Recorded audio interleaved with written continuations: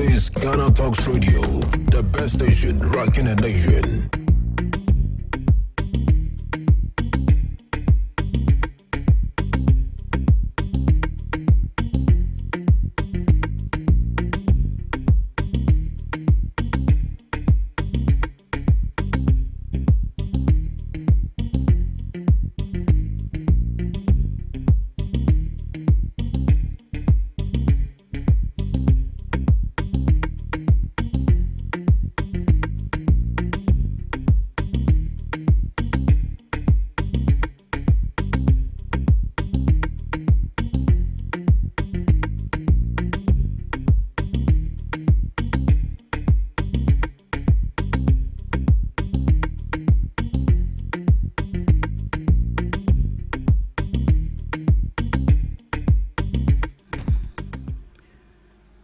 Good morning to you, wherever you are listening to us and watching us from on the Ghana Talks Breakfast Show.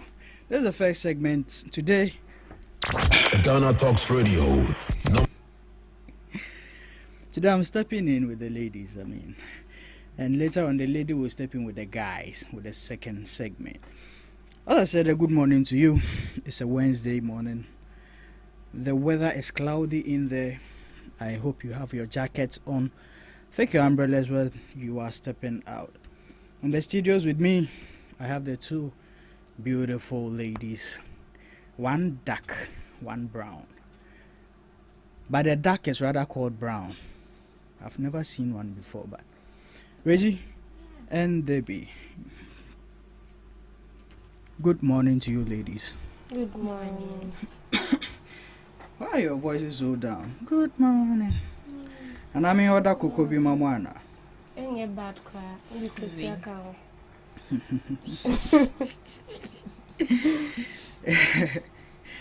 Yeah, I know you guys are going to miss Esinam on the show today, but don't worry, stay tuned, stick with us. Esinam will be coming with the second segment for the main discussions. But before that, we are here to bring you the newspaper review. And today, one of the things we are going to be looking at is what Ras Mubarak, he is a former NP for Kumbugu, has said. He says that we must change appointments of DCEs and MCEs for real development.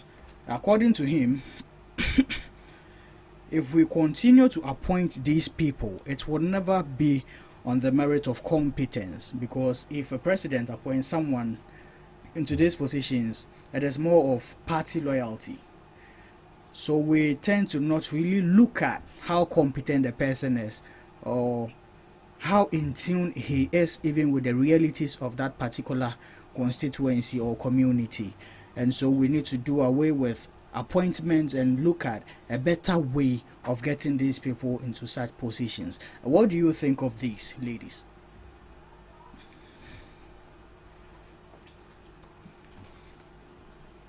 Well, appointing DCs and MCs, I for long was thinking that they also go through the same process as we appoint the member of parliament. The people themselves voting for who they think can actually help in bringing development, because they also work hand in hand with the member of parliament. Okay. So I feel like they have to go through the same procedures rather than the government appointing these people.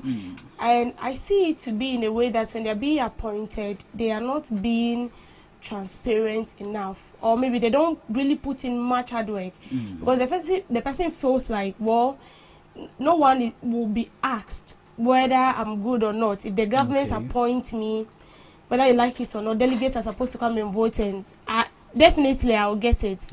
Especially when I give them some tip off, because they won't come and do any background research, and that is the problem we have. We don't really do background research to know the person very well, the role the person is playing. And that is why this year, if we will remember, after President Mahama appointed some DCs and MCs, we had a lot of people against it, demonstrating and protesting that they don't want this person has not contributed, and they are bringing their own people on board. It tells us that these people really know themselves. They know the people that were working on ground. They know the people who deserve that kind of appointment. So why don't we go through the normal procedures, just like the way we appoint the member of parliament? You go through the voting process. When it comes out that the people vote for you, then that is it. If they don't vote for you, then you set yourself apart, and then you work on yourself. Maybe come next 4 years, but about an appointment now, they're lacking transparency, they're lacking accountability. No one can hold them accountable because presidents are appointing. But when the people should vote for the person they want, they can equally hold you accountable. Even if you are holding me accountable and the government does not pay attention to it, so for me, I believe that the appointment is not good. It's not good. Yeah, we should start with the normal process that we do for the presidential election and then the parliamentarian elections. All right. Thank you, Debbie. Reggie? Yeah. Do you side with Debbie and Ras Mubarak on this? 100%. Because I remember way back in school, there are some appointments that have been imposed on students. Like some positions they give to some of these seniors. Sometimes we don't even like these people, and at the end of the day, no matter what you do, so far as they've been appointed, you have to follow the music or go according to the music. So I think I do agree with Debbie and also Ras Mubarak, because sometimes, as she said, you need to hold these people accountable, and also the appointment process needs to be fair and transparent. As she said, during Mohammed's time, just within this year, we heard of people fighting over this appointment because they were not interested. They are not interested in the people you are bringing to us. It should be like the normal elections. Why not give me the opportunity to elect the person I want to do? I want to, your friend is saying, that person would come to rule over us or bring development into that country. When we look at, let's take assemblymen for example, sometimes these people, the reason why most of these people are being voted for is first of the power and the money they have, because these people, they buy votes. And say, Toda, nipa was somewhat so mano, they don't vote for that person. And at the end of the day, they vote for the person who is being,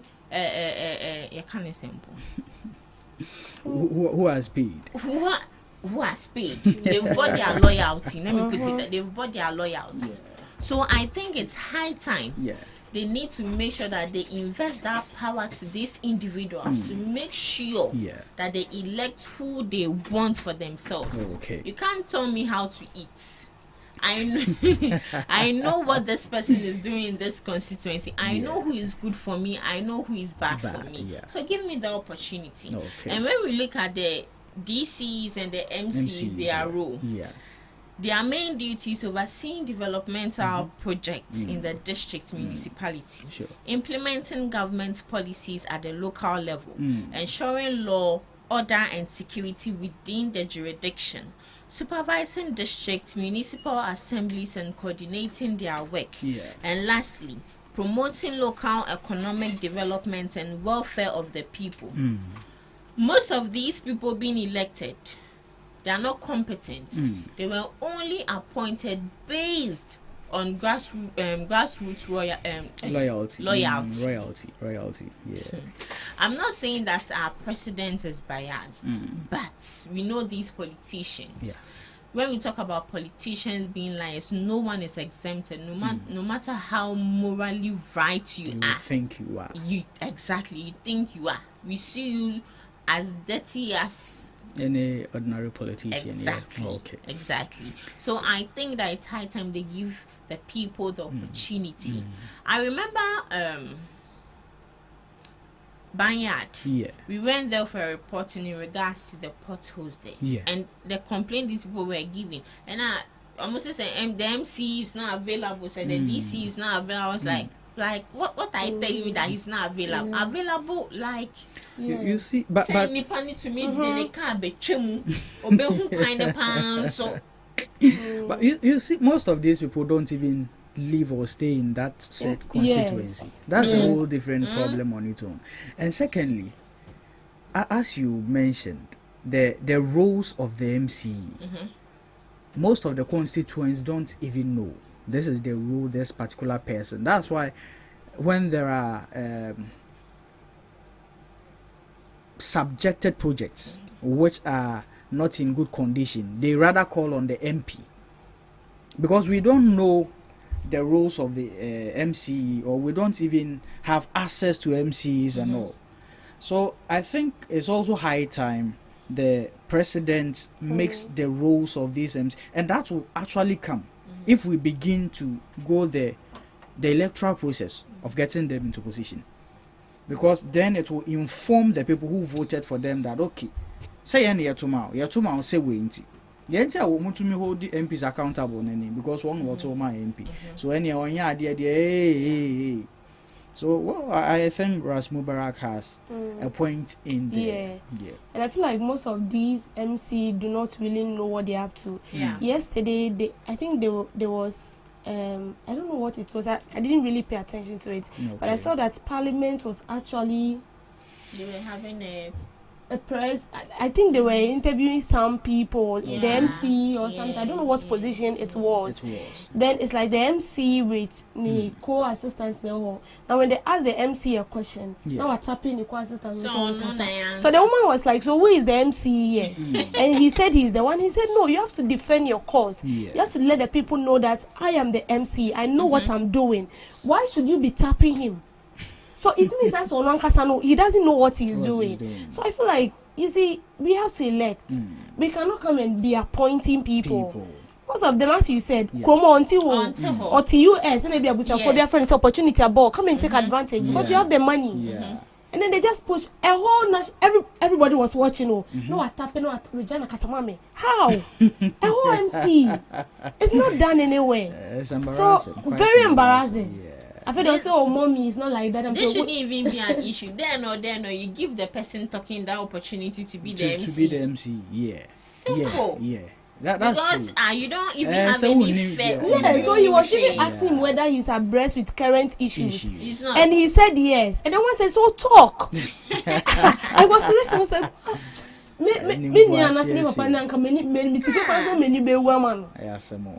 so we need to start electing, voting to elect these people. Yeah.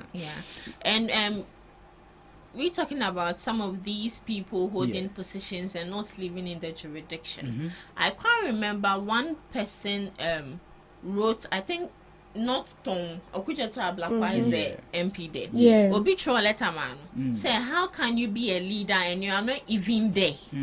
Just or say, according to the letter, say what's your cry?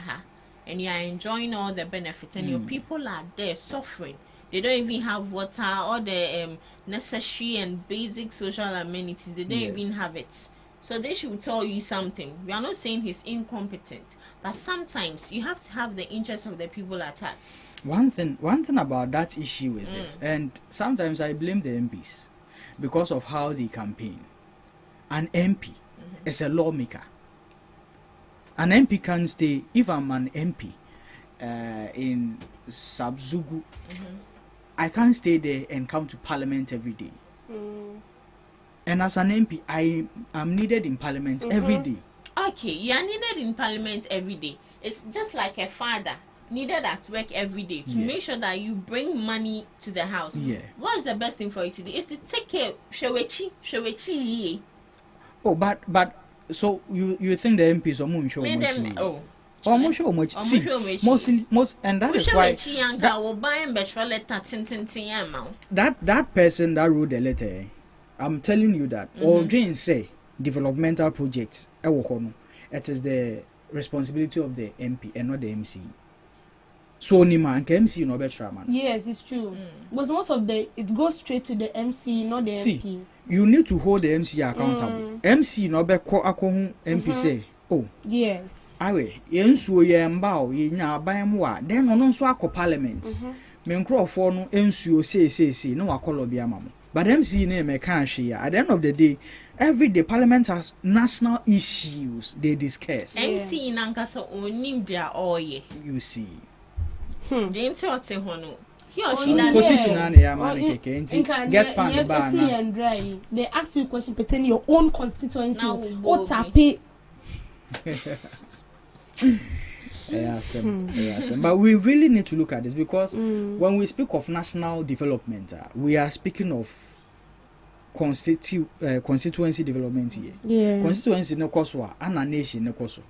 Ti yenya nipa omo betuma tumpon e constituency no ma nationwide no enkohwe. Yeah, the president can do ahia why any rules e be a hospital say. But when it comes to the communities, it takes the MCs. So we really need to look at what Ras Mubarak is saying here. Very necessary. So or mun we nyasa nyansen ye tu ni fi You saying go for baby sao. Utu movie yeah, they now think properly. Yeah. Anyways, moving on to the next topic for discussion. The issue of Galamsey, I don't think Yebeja and Wasemka. I was saying the entire nation, all the media houses, yet to me to bear one man to see what. I did discuss Galamsey, politicians never show so I Galamsey topics and Kuma, young Fanton Tamom. Shahaita Galamsey, I could look at the height we are with Galamsey. Sometimes I if they weren't NPP people, I will side with them. Say Galamsey has actually gotten out of hand. This year, we have seen communities fight task force because of Galamsey. Omunjai no, yes, ye jai, near no more. Hey, giddy. The Environmental Protection Agency, Omo Deputy Chief Executive in charge of operations at the APA, Professor Michael Adongo, has warned that declaring a state of emergency in mining areas could backfire and plunge communities into violent conflict. I don't agree with this. That is me. I don't agree with it. But, I mean, ABR, you would agree. Do you think that declaring a state of emergency is needed as at now where we are with Galamsey? And if truly we should go by that route, is it going to backfire and cause any conflict or violence in our societies or communities? Backfire. Yeah. Well, with the state of emergency, I see it to be a temporary solution. It's not something that can really bring an end to illegal mining. It's just like you halting work maybe for 2 years or 3 years. Everybody should go and sit somewhere. But I know, I wish sure we will not still have people on site because I know my people. Well, that is why it is a state of emergency. A state of emergency. So yeah, shoot to kill.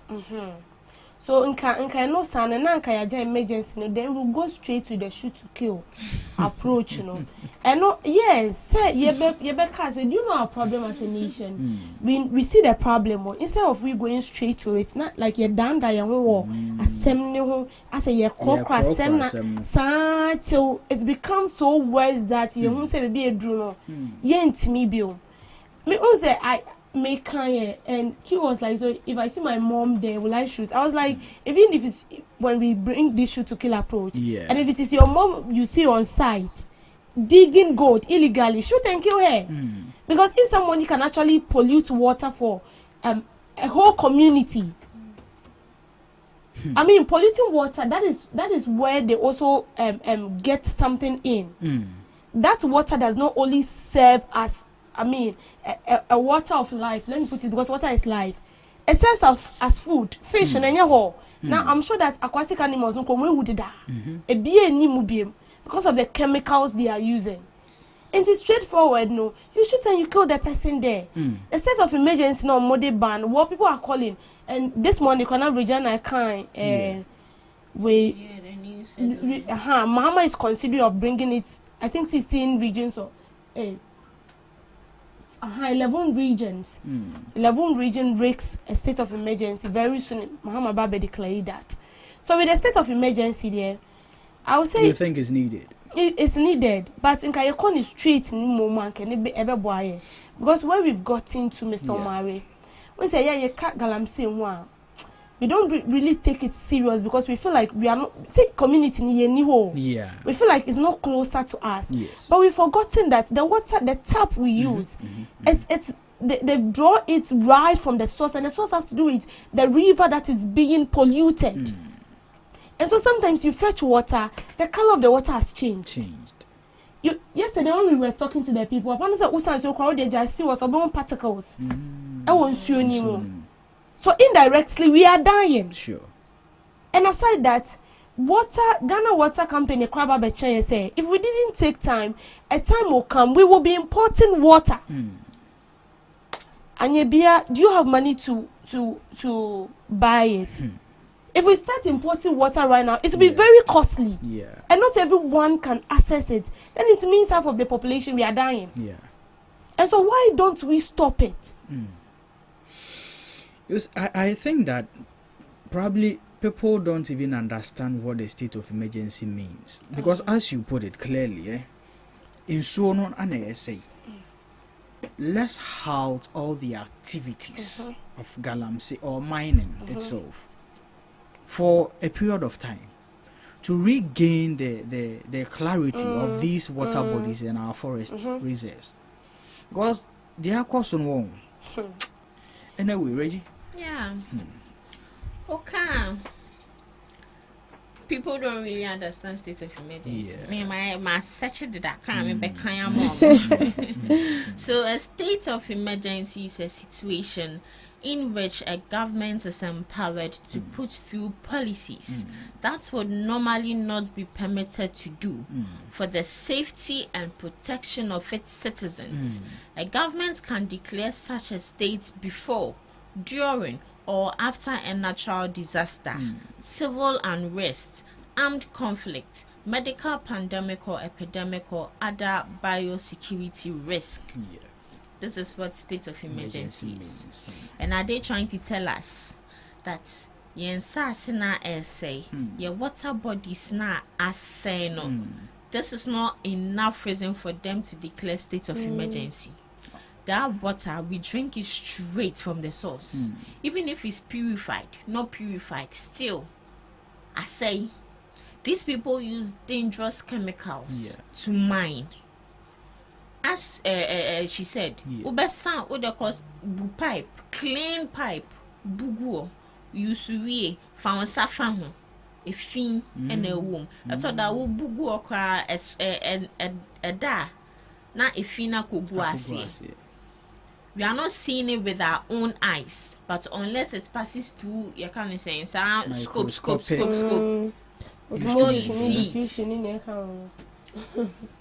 Just within this week, we had a discussion where water company was saying that very soon we would have to be importing water. This is not enough reason to declare state of emergency. Within this year, was late last year.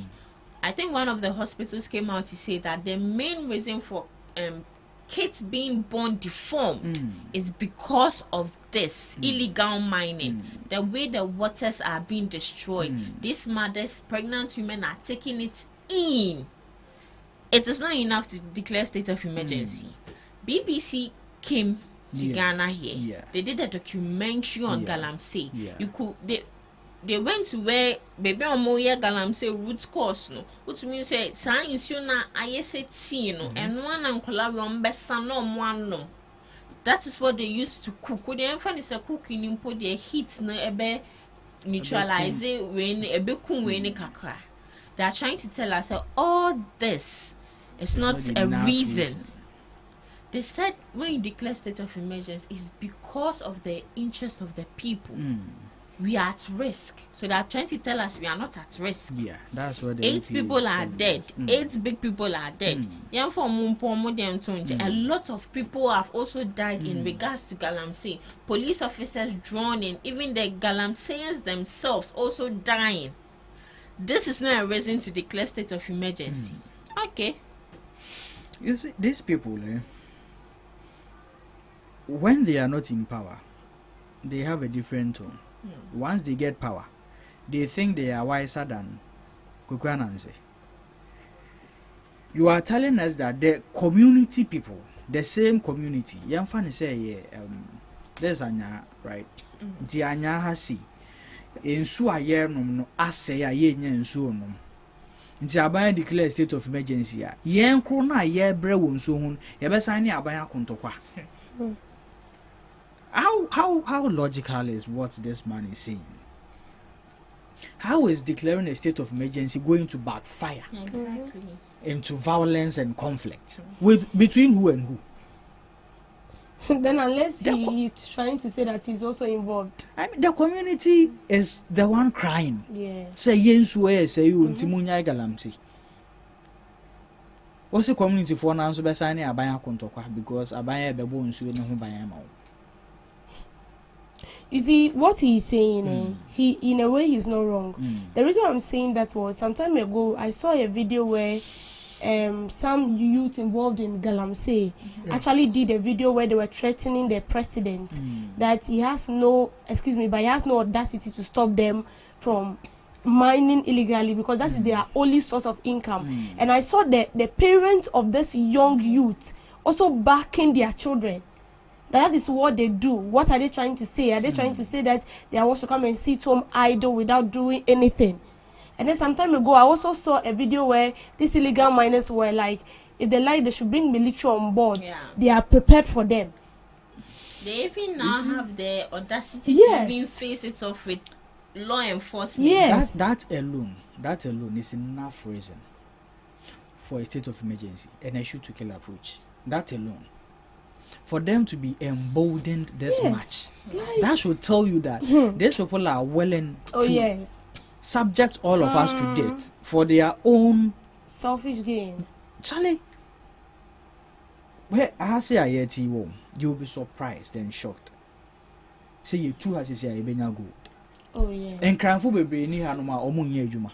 I don't know one gas or that is not an excuse. Say that's what we do to survive. Who even brought that up? The entire nation is surviving. The country itself, the Bank of Ghana is surviving. They go to IMF for survival. Now who are pay sika kwatwe mpranti? You are talking about survival. I think we've given excuses. Yeah. And the only excuse we are giving is for the government to create alternative livelihoods for these people.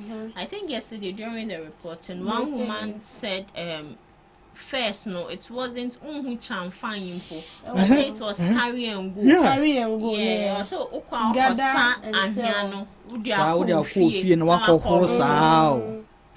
Sisi adie chamfan ni nyama na sisi chamfan omoto chamfan ti say na yeton biscuit or market. And I think, you see, declaring this state of emergency is good, but let's think of this. The ordinary citizen that is being lured to go on site, to go and mine, does not have the money in buying that champagne. So who is behind it? See, for champagne, I will tell you. For champagne, so community now to me call multi-boom. That's what champagne. Champagne is not bonye dinza. Excavators na do no moon to mentor. Champagne de ombo tomato. The community na bua guys bear 10, 15 oma community album. Charlie obi any 500 cedis. Yanko here champagne to ni enso yonku to ade bi.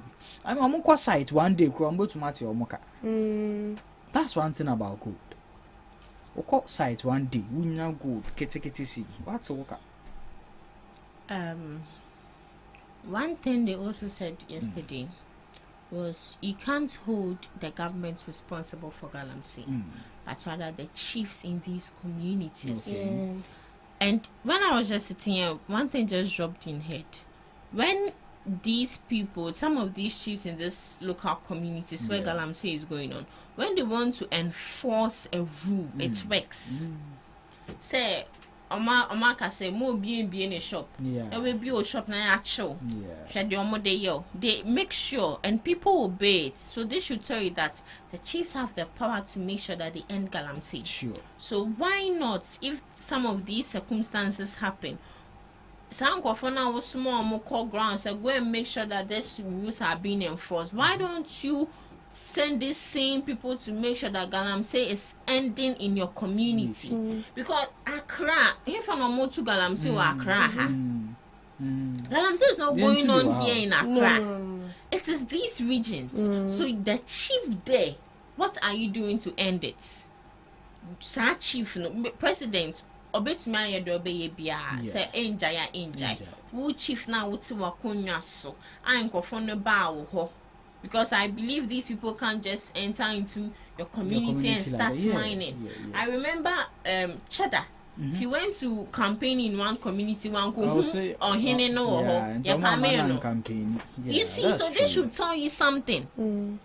We are not saying say some of these chiefs are involved. If you want to mention names, mention names. I beg you. Hey, we don't have God's money, please. God's money, I don't have that money. So we are begging the chiefs. See, we are mounting pressure on President Mahama to do what he's supposed to do. But to the chiefs also, the elders, Yepamacho. See, they have the willpower, they hold that power to end Galamsey.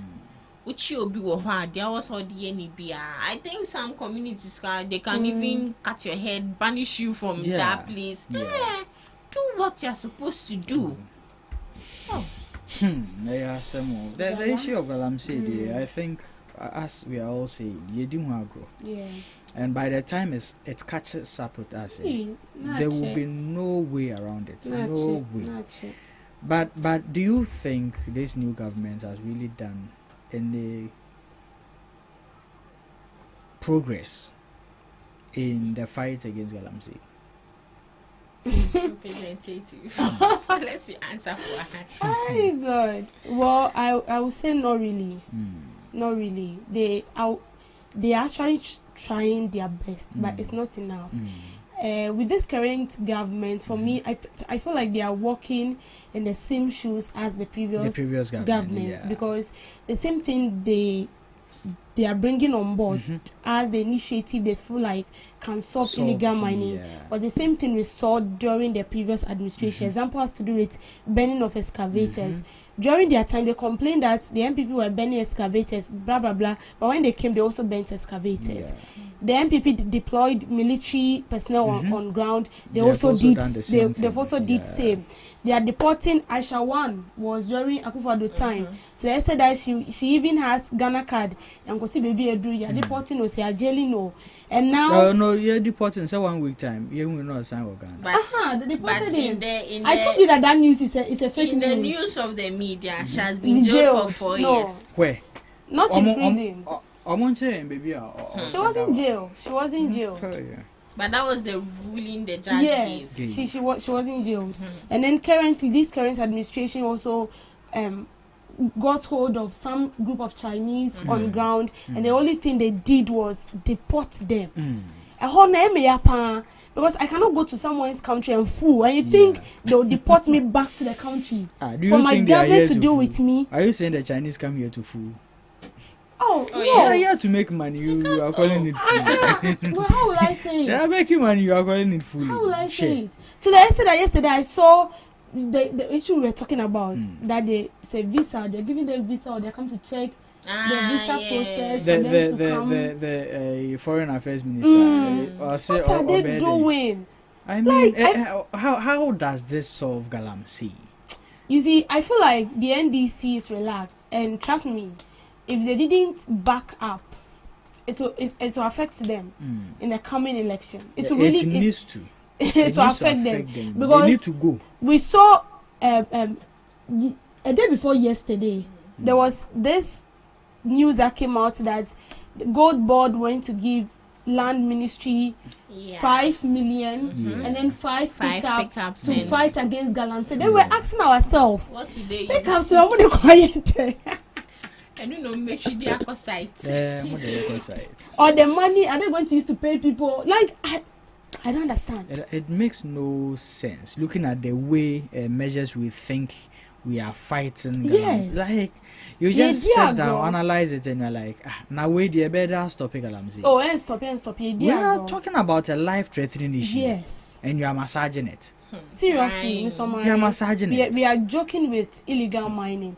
You see, this morning I saw Sami Jemfi saying that I think they've arrested some people who, according to them, were mining legally, small-scale miners. But they got to realize that they had this tag, small-scale mining, with a fake license. And they were actually mining illegally and then smuggling gold out of the country. So, I'm almost 1 million Ghana cedis. And they are also. Four people have. Now you discuss to us, before we can arrest these people. Like, what is going on? Those people, the way I used to, like the type like Sami Jemfi, some of which are black when they were in opposition. Now I said they are silent. I don't know. So I'm beginning to think whether I'm not saying allegedly. Allegedly, what if they are also involved in illegal mining? If they are not, allegedly, maybe members of the party. That is a bit far-fetched. What I would say is that they are benefiting. They might not be involved in mining, because I mean, the last time I saw Samina or Sheni suit cry, the way and the full Ghana from we need to analyze them. Okay. That's nice. Na numa ya mantu ntume nkasa. Ese aduane hye wanuma akasa ye. Edin no kre. First na aduane hye nanum na ndi anopa sei. Chese. Ono so brofo akese. Me say. The autonomous den. And all of a sudden, NDC tied their hand to the back and we are not seeing anything. We are pleading on them. It is part of the reason why Ghanaians voted for them. Sure. And it will be very sad if after 4 years they should go. And then you do box or they should go. Well, the CJ's removal. Are they not tired? Who? The people talking about it. You are. But the Ghana, this is the Ghana Bar Association. I mean, almost say law no. Almost law na si omusini fapem. And they are saying that the removal of the CJ had some irregularities. Yenko law school that. But then, we've all read the article which defines these procedures. So far, not a single evidence has been established vividly that this is where the committee got it wrong or the president got it wrong. But we still have associations and institutions coming out to say it's lacked the moral, constitutional embodiment to blah blah blah. Moral embodiment. He didn't like it. Are you sure? I would say we are not really intellectuals when it comes to law. One thing we know is when it comes to the removal. When it comes to the removal of Chief Justice, it is should I say a secret in camera. It shouldn't come out. It shouldn't be public. Ghana Bar Association themselves, they don't know anything about it. Many sure so the evidence the Bromo say this is the reason why we are taking her off. So I believe that they went through due process. If they didn't go through due process, it wouldn't take this long. It wouldn't even take this long for her to get the opportunity to go and petition other international bodies to come and fight her fight. Hey, and all those petitions, how did it go? I didn't want to tell us what to do. I say, yeah, compensating. Hey, I think Was it? I think 10 million dollars. 10 million. 10 million. See, I believe there's no smoke without fire. Right. There's a root cause of everything. The fact that not even politicians, the Ghanaians themselves petitioned the president for him to go according to the law should tell you that something was really fishy. As I said earlier, we don't really know much about the law. We don't know whatever happened indoors. The reason why she was taken off, why and the step-by-step rules they are supposed to take her off. But I know that they followed all due process. In the absence of rule now, no more can absence of rule bang.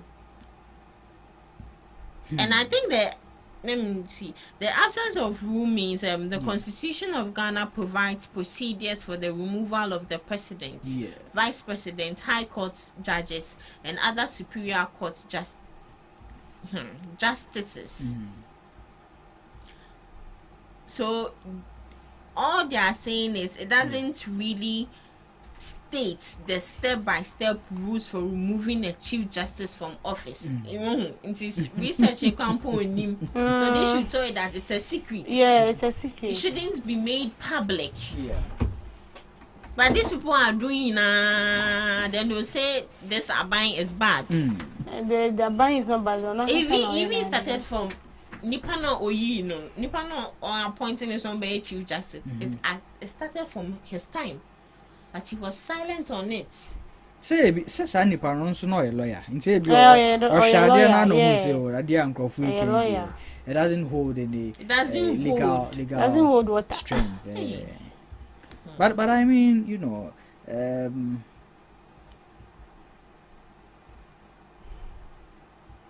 I also borrow your words. There is no smoke without fire. Probably these people are saying these things and we are thinking, oh, but they might be right too, Anna. How? There be another procedures no more can procedures bang. But so okay, Odi Kasa. As a CJ, could you ask me also new kunu never got now? So it's not like it's not romantic done like support. that. Romantic support. That romantic support should be in the room, not at the court. When you get to the room, you do your romantic support. When you get to the court, it's business. So you see, the CJ, it's not as if she doesn't know the rules, but I don't know who is advising her overconfidence. Overconfidence. So do you think she feels she deserves some special treatment? Yeah, that's how she feels. And you see, this gender equality when I fight team dodo. Gender equality. Women abuse I'm telling you. Wow. Oh, that is true. Wow. We are women, so it's true. Wow. If you give a woman a position, automatically she has changed. If you give a man, I feel like when you give a man a position, he's for all. But when you give a woman a position, smelly pepper. I don't know why it's like that, but women on your part is that you go to institutions where women are managers, where women are they take lead roles in that affairs and see their behavior, and then go and then meet a man. You can actually tell a difference. So these gender equality things, now say too much. And with the siege and overconfidence, I think there is someone behind doors that is pushing her. You have to stand for your rights. We know you have to stand for your rights. But as a CJ, you know what your everything about having you knowing your rights entails. It is stated there. So why will you go against it? You know the right thing to do. And you see, this shouldn't be something. I feel like this should not have been something she should have been like taking it serious or can't want to say too much. Because if you have done the right thing, your good days will speak for you. Exactly. So when you've received a directive from the president, go and rest. You didn't want some more. The president did not even conclude that you'll be sacked. One case you've already declared your verdict on yourself, and then from one time or the so recently I heard that some law firms in the Western world are also calling on our judiciary to reinstate the CJ. I really like the response they got from the Attorney General. Hey, one Honestly. I really like it. Back to back. And also, the anano yeding. Aye. Ora do to me nkasa. The wall is here. NDC and I almost 4 years, 40 years old. Anyways, let's head into some of the grills we have today. But before that, there is an upcoming demonstration or protest. Is it 30th? Say it too. I think also NPP for yebi. Anna a railway for so yebi. Maybe. And sana fix the country so yebi. Hey. Ayeka. Any a feed it. Ayeka. All in next week. Next week now. I grow an idea, but NPP before the I mean that does it hold water? No more somewhere. Oh, I wanted to ask you. Almost say I brought your arrest in any idea, so abuse of political power, presidential powers. Me got now. Like it's yeah, the Yamaha cartons will show this. These people, I don't know why. Oh, the MPP, they are harming them their own selves. So, too much. Oh. I feel like this demonstration they are going on is not necessary. It's not Okay. Anyways, Debbie. Yes. Do you have some girls? Yeah. I do have. Okay. What do we have for her today? Okay, so the Agbogbomefia of the Sogli state, Togbe Apedi has urged the government to step up its anti-corruption effort, warning that graft remains one of the greatest threats to Ghana's development. Speaking at a sword-cutting ceremony for the redevelopment of Asikuma, Ho Denua Flau Road in Ho on Tuesday, September 16th, Togbe Apedi welcomed the government's Operation Recover or Loot initiative, but said more decisive measures are required. The government needs to be fighting corruption head-on. I am glad so far of the Aura project. This big initiative, complemented by exciting policies such as the 24-hour economy, deliver development we want and continue to make Ghana an example for Africa, he said. The traditional ruler stressed that spurring strong anti-corruption action will transform programs like the 24-hour economy and could drive economic growth and create jobs. So, Togbe Apedi of the Volta region has urged the government to step up efforts with the Aura team so we can arrest more people. And we all know that, you see, when you vote for a government or when a new government comes into power, one of the things everybody is looking up to, especially if the previous administration has been embedded with corruption and a whole lot of staffs, the only thing people are looking up to is for you to fish them out and then make them face the law. And then we take it from there. And so when this current administration came on board with the Aura team, everybody was happy. They were applauded. They were applauded seriously because we saw what was going on. Allegedly, we've heard a lot of staffs. Yes. But as it stands now, I feel like the Aura team is sleeping because we've not heard anything from them. And you know, the Aura team do not really have the mandate of prosecuting anyone. What they do is investigate the matter, do their necessary inquiries, and then hand it over to the special prosecutor or the attorney general, and then they take it from there. Now, whoever needs to be arrested or jailed or held accountable will be held accountable. But we are not seeing it. We are not seeing it. I mean, a time came where someone who allegedly was involved in embezzling state fund could actually tell us the time he will be coming, the time he can be made or he will make himself available for interrogations. And you see, for a country to succeed, if you see any country succeeding, then check whether they fought corruption. Or let me put it this way, if a country succeed, that is because they fought corruption very well. Because corruption is the only way that can drain you.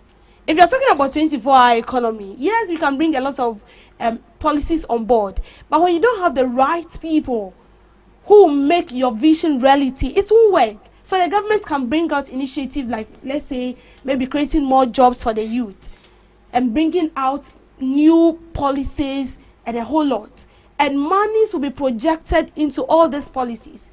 And it is these appointees that will stand in for the government and ensures that if it is an infrastructure, it is built, and also ensure that people are being employed.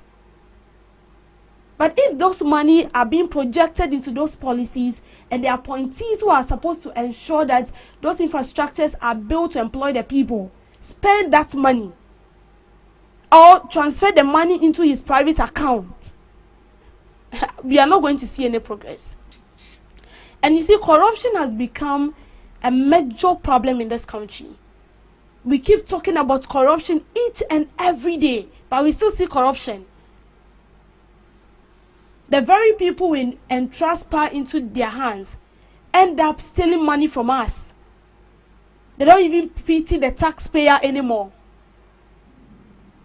Corruption everywhere. If not for corruption, why would they project money into a project? Project na yang complete. Sikana yehu. The person responsible for that particular project is nowhere to be found. And I can cite a lot of examples. We have a lot of uncompleted projects. Yes, I know that sometimes government comes on board, they start and they don't finish. Why don't they finish? Is it that they haven't pumped enough money into it, or the people who are supposed to ensure that those projects are completed do not do their works well? They're supposed to put all these things into consideration. And that, you see, it's funny when we go on cutting sword, building, and yenvieda. And it's a pity. Always we are developing the country. I keep saying this. Ghana they develop it da. Anytime we are developing. So when is this narrative going to change? And I'll be like, we are now developed. Let's focus on other things. Every day we are constructing roads. Every day we are building hospitals. Every day we are building schools. Why is it so? I know some public officials have already made their mind. Obviously, and because no one is being held accountable, they feel it's normal. They can do it. And you see, some time ago, a colleague was telling me that a politician can never arrest a politician. We argued. He told me a politician can never arrest a politician. And I'm beginning to believe what he's saying. I'm not that grown, but I haven't seen a politician arresting a politician before. Jailing them and making them dance to their own tune. Me won't be that. They can only be deceiving you. Today they've arrested the person, they remanded the person, they billed the person. Tomorrow they've arrested the person, they billed the person, the case have been adjourned. Like, you get fed up. And it's not supposed to be so. If we entrust power into someone's hand, we are supposed to ensure that they do it, they use their power rightly. And they must be held accountable. It's because we don't hold them accountable. That is why we have ghost names on payrolls. We are paying ghosts. Once we have workers, people who are working and they are not being paid. We have people who are complaining every day that they are not being paid for months and they don't even know how to survive. But we are paying ghosts. We are paying ghosts. And will you sit down and tell me that there is no one in charge of this? We are paying ghosts. And money that is supposed to be used for a developmental project has been channeled into someone's private account. And up to now, yenti woshe. It doesn't get anywhere. Not to even talk about the National Cathedral. The National Cathedral has now become a manhole. Up to now, no one, we don't even know, because the person allegedly we think is involved and stuff is now giving us a lot of issues. We can't find the money. The National Cathedral is not on site. Where is the money? Money do not have legs. That we will say that maybe they've worked or they've run out of the country to go and have fun and come back. We can't find the money. And the people involved, they are still in this country, walking about. And that is why you see sometimes some of the citizens get so fed up with the government. We tend to arrest people for stealing plantain, tube of yam. But the politician with an AC in his office and in his vehicle that have embezzled state money, allowed to walk scot-free. Ora will catch them very, very soon. That was the grilling madam, the grilling chef. Debbie grilling our politicians for you. Reggie, what do we have in history for today? Okay, so today in history, 1991, North Korea and South Korea were both admitted to the United Nations, following the Security Council's recommendation in August of the same year. This simultaneous admission marked a significant shift in the diplomatic landscape after the end of the Cold War, ending the previous dual membership issue and establishing the two Koreas as independent member states. 1983, Vanessa Williams made history as the first black woman crowned Miss America, but her reign was cut short when she resigned in July 1984 after nude photos of her were published in Penthouse magazine without her consent. Williams overcame the controversy by launching a successful career as a singer and actress, becoming a household name through hits like Save the Best for Last and roles in television and films. Occupy Wall Street Begins was a left-wing populist movement against economic inequality, capitalism, corporate greed, big finance, and the influence of money in politics. It began in Zuccotti Park, located in New York City's financial district, and lasted for 59 days from September 17th to November 15th, 2011. To some few observances, World Patient Safety Day is observed on this day, and it aims to raise global awareness about patient safety and call for solidarity and united action by all countries and international partners to reduce patient harm. Patient safety focuses on preventing and reducing risk, errors, and harm that happen to patients during the provision of health care. Lastly, International Country Music Day is held each year on this day, and on this special day, country music festivals are held at various venues around the world. Lovers of country music gather to listen to live music acts while drinking and dancing. Line dancing is popular during International Country Music Day, and competitions are often held to determine the best dancers. That is today in history from Regina. Before that, you heard the grilling by Debbie, and yes, of course, we came by beginning the show with the newspaper review. This is where we end the first segment of the show. The news is coming up with Debbie, and afterwards, Isinam will come with the main discussions for the day. Enjoy the rest of the show. Are you ready to amplify your business or brand's reach and make a meaningful impact in Ghana and beyond? Partner with GhanaTalks Radio today to connect with a diverse audience across Ghana and beyond. Elevate your brand through on-air promotions and social media. Boost your brand during prime time. With GhanaTalks Radio, you can extend your reach across digital platforms. GhanaTalks Radio is not just a station, it is a community hub where your brand becomes part of the conversation. Join us in fostering connections, celebrating culture, and making a lasting impression. For customized sponsorship packages and enquiries, email contact@GhanaTalksRadio.com or call +233 202 544614. GhanaTalks Radio, giving the youth a voice. What do you want for breakfast? How do you want your breakfast? English breakfast.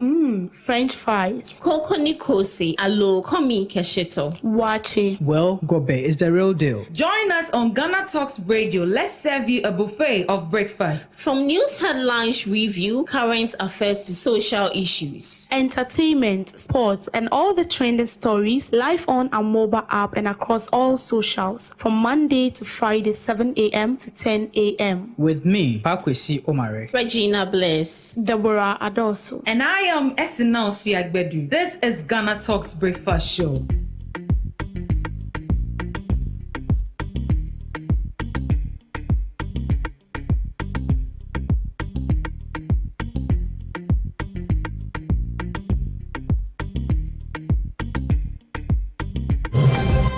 Local news, business news, international, sports, and entertainment news. Right here on GTR.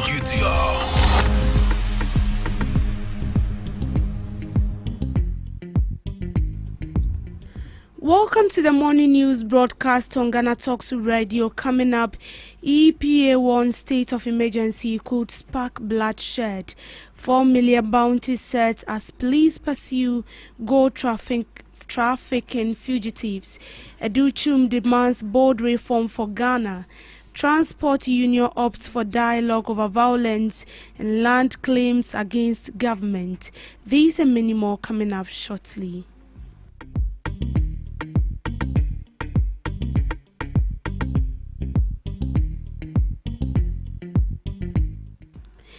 Deputy Chief Executive Officer at Ghana's Environmental Operations Agency, Professor Michael Adongo, has expressed frustration that declaring a state of emergency to combat illegal mining is ineffective. He believes community involvement in Galamsey has grown significantly, making militarization a risky approach. Instead, Professor Adongo advocates for dialogue with communities and implementing control on gold export, stricter limits on excavators, and cutting off financial flows to illegal mining. The debate highlights challenges in balancing enforcement with community engagement and addressing the root causes. As I sit here, maybe with the power to suggest that a state of emergency should be imposed, I'm the last person to call for it. You see, what has changed? What has changed is the fact that we'll miss the window of opportunity when we could have implemented it.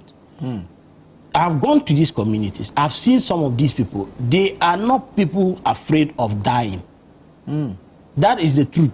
A state of emergency means that we should release our military to go in and shoot to kill. That is what that's really the case. You've seen it even in your networks. They resist the military. They resist the police.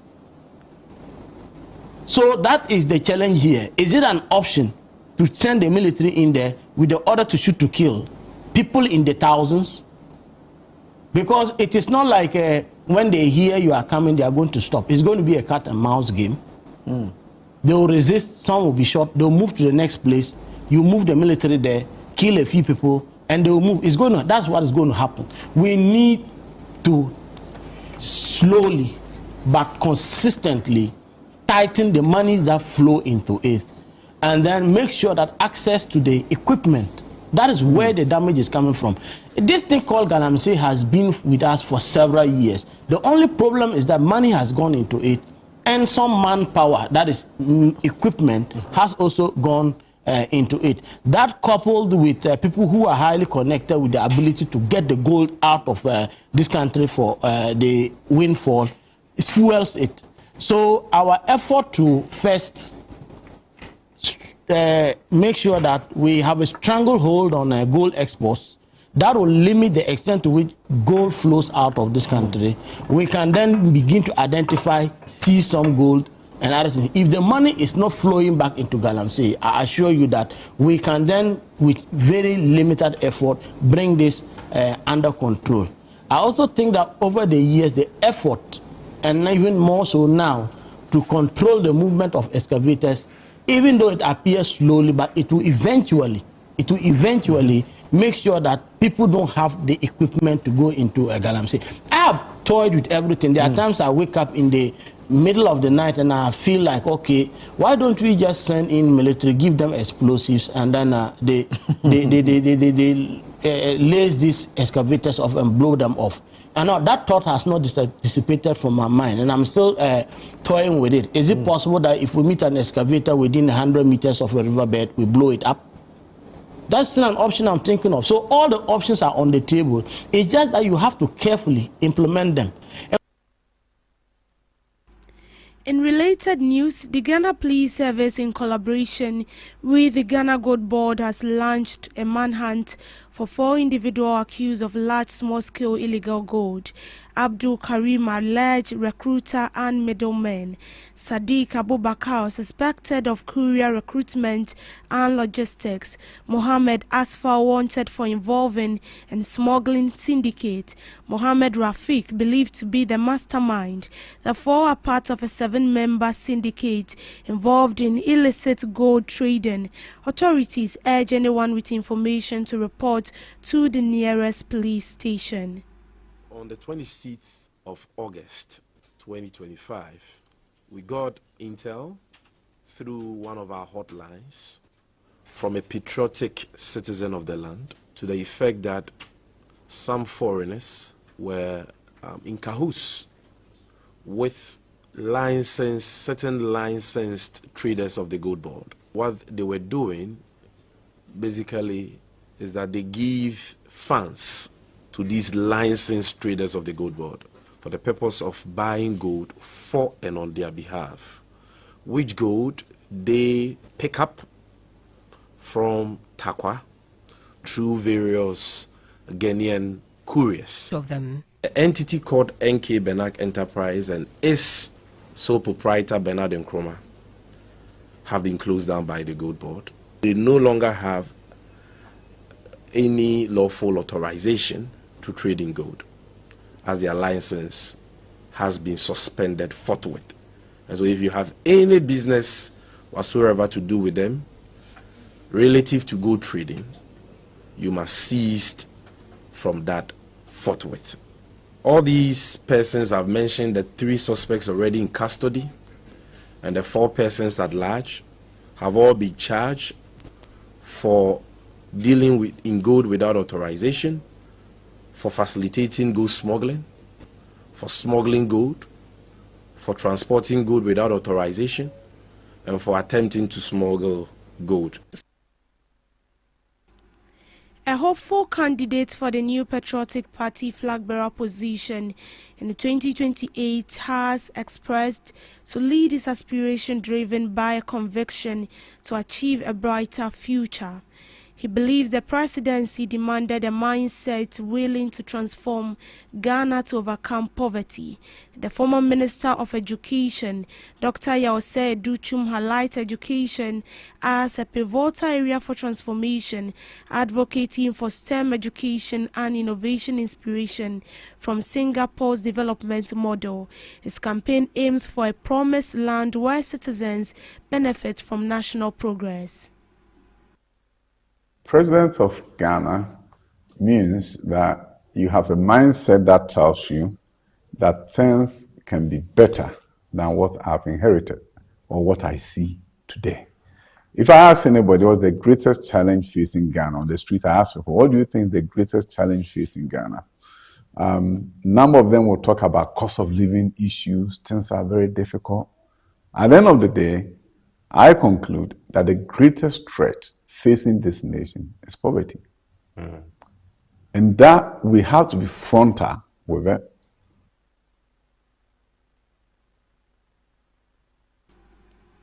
Members of the Ghana Private Road and Transport Union and the Containers Owners Association of CMB has petitioned President Mahama over alleged attempt to take over their lands.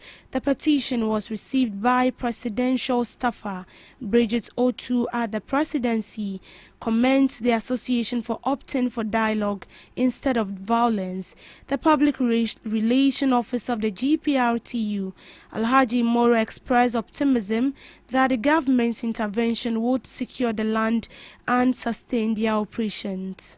I'm sure, say, if you look around, say, had already just program for the push that he's attending to. That's why he couldn't be here. So I want to, on his behalf, apologize to you.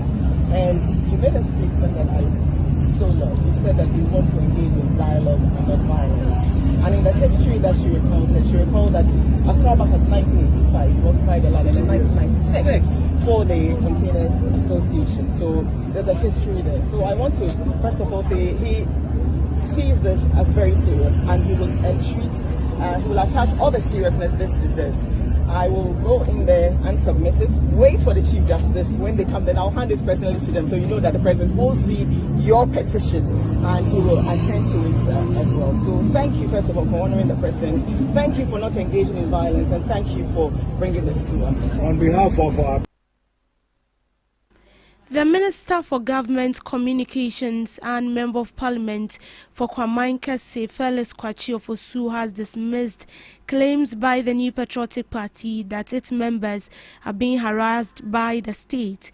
His comments follows the MPP's insistence on going ahead with its planned demonstration on Tuesday, September 23rd, despite the release of its Bonu Regional Chairman, Kwame Bafo, known as Abronye.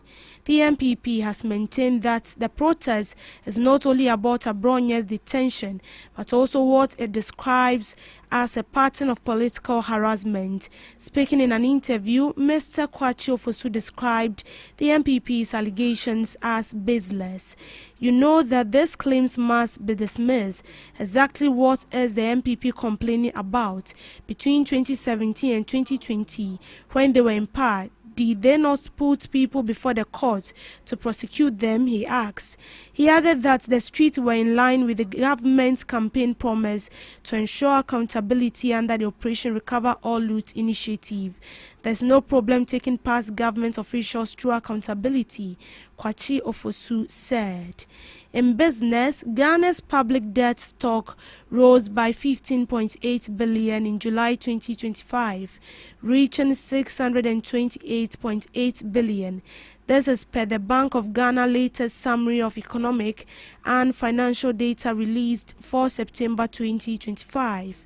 The increase, equivalent to 44.9% of gross domestic product, comes after 3 consecutive months of declines driven by the strong appreciation of the cedi earlier in the year. The July figure compares with 630 billion in June and 769.4 billion in March, highlighting the volatility of the debt trajectory amid exchange rate movement. External debt was broadly flat at 29.0 billion in July, representing 21.8% of GDP. However, domestic debt rose to 323.7 billion from 312.7 billion a month earlier. On the fiscal side, Ghana posted a deficit to GDP ratio of 1.7% in July, while the primary balance showed a surplus of 0.7%. The figures signal both the pressure from rising domestic borrowing and the temporary relief from currency-driven valuation effect. Still on business, the rapid appreciation of the cedi against the US dollar has slowed sharply, halving from its media peak as market pressures weigh on the currency. The cedi has gained 21% year-to-date as of September 2025, compared with a 42.6% rally recorded in June. Bank of Ghana data showed the local unit traded at 12.15 per dollar on the interbank market in September, down from its strongest level earlier this year. Between June and September, the cedi lost nearly 20% in value, which has erased part of its earlier gains that had propelled it to the top of global currency rankings. Performance against other major currencies was, however, mixed. The cedi strengthened 6.9% against the euro in September. It settled at 14.23. However, it gained 11.8% against the British pound, going for 16.45. Earlier in June, the currency had surged 30.3% against the pound and 25.6% to the euro. With the final quarter of the year in mind, import demand, remittance dynamics and monetary policy adjustments are expected to shape the trajectory of the local currency. Governor Dr. Johnson Asiama has blamed seasonal trade pressures and a slowdown in remittance inflows for what he described as modest depreciation. Speaking at the opening of the Monetary Policy Committee meeting on September 15th, he said remittances have not been as strong as in previous periods. However, its impact on the cedi's performance has been contained. Despite the seasonal pressures and a slowdown in remittance inflows, the cedi remains one of the strongest currencies globally. Year to date, it has appreciated by about 21% as of September 12, Dr. Asiama said. He added that the cedi is well performing alongside currencies such as the Russian ruble, Swedish krona and Norwegian krone, Swiss francs and euro. The governor has pledged that the central bank will remain vigilant and intervene when necessary to preserve currency stability. In sports, presidential aspirant of the New Patriotic Party, Kwabena Ejapon, says the current structure of Ghana football, dominated by individually owned clubs, has led to a loss of community spirit and support for traditional teams. 8 clubs in the Ghana Premier League 2025-2026 season are non-traditional clubs. They are either owned or established by individuals. Techiman 11 Wonders, who returned to the Ghana Premier League after 3 years, were taken over by Richard Atipo, Oti Regional Council of State member, who purchased Wa All Stars in 2018 and renamed it Legon Cities FC. The club is now relegated to the 2nd division. Atipo now funds all the expenses of the club, which has relocated to the capital, Accra. In an interview, Kwabena Ejapon lamented that this trend has made many teams in the league unrecognizable and lack a clear connection to their supporters. All football is linked to community. The problem we have in our Premier League is that there are too many individual clubs. All these clubs, they all had traditional clubs. Why can't they go back and support Heart of Oak, Asante Kotoko, Olympics, Savannah Stars and Agona Fankoba FC, he said. Kwabena Ejapon also lamented the collapse of the local football economy and called for a strategic revival of the game to harness the passion for football in the country. Gone were the days where Kotoko was playing in Kumasi. Even the State Transport Corporation was making money. They were lining up about 30 buses to send people to Kumasi. Those who were selling food, the economic activity around the stadium, the hotels and all that has collapsed. Sports can generate jobs. It has a big economy. Look at the English League. Look at the amount of money they are spending. So we have to take a very deliberate stance on rebuilding our sports. It is the passion of our country. Ghanaians love football, he said. And that is how we end it for now on the morning news broadcast. Do well to log on to all streaming platforms at Ghana Talks Radio for more news stories. I will be back with subsequent news bulletin later in the afternoon. I am Deborah Dorso. Until then, good morning.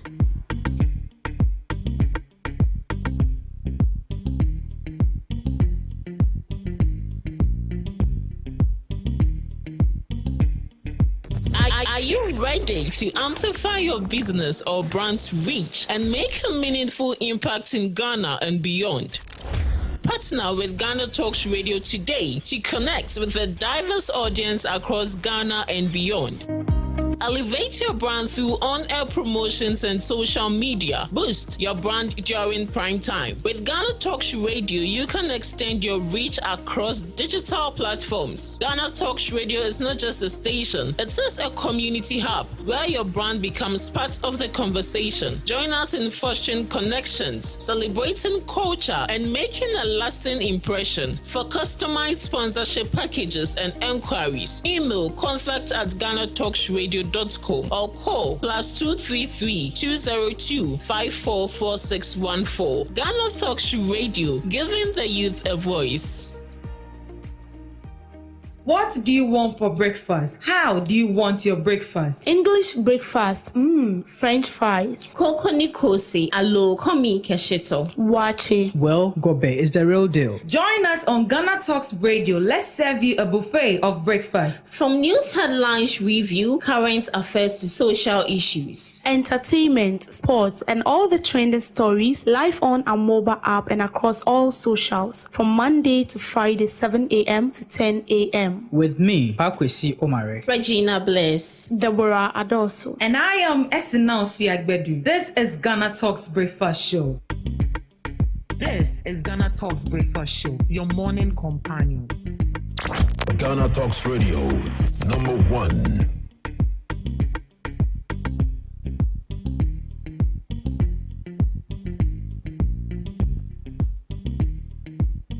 This is Ghana Talks Breakfast Show, your morning companion.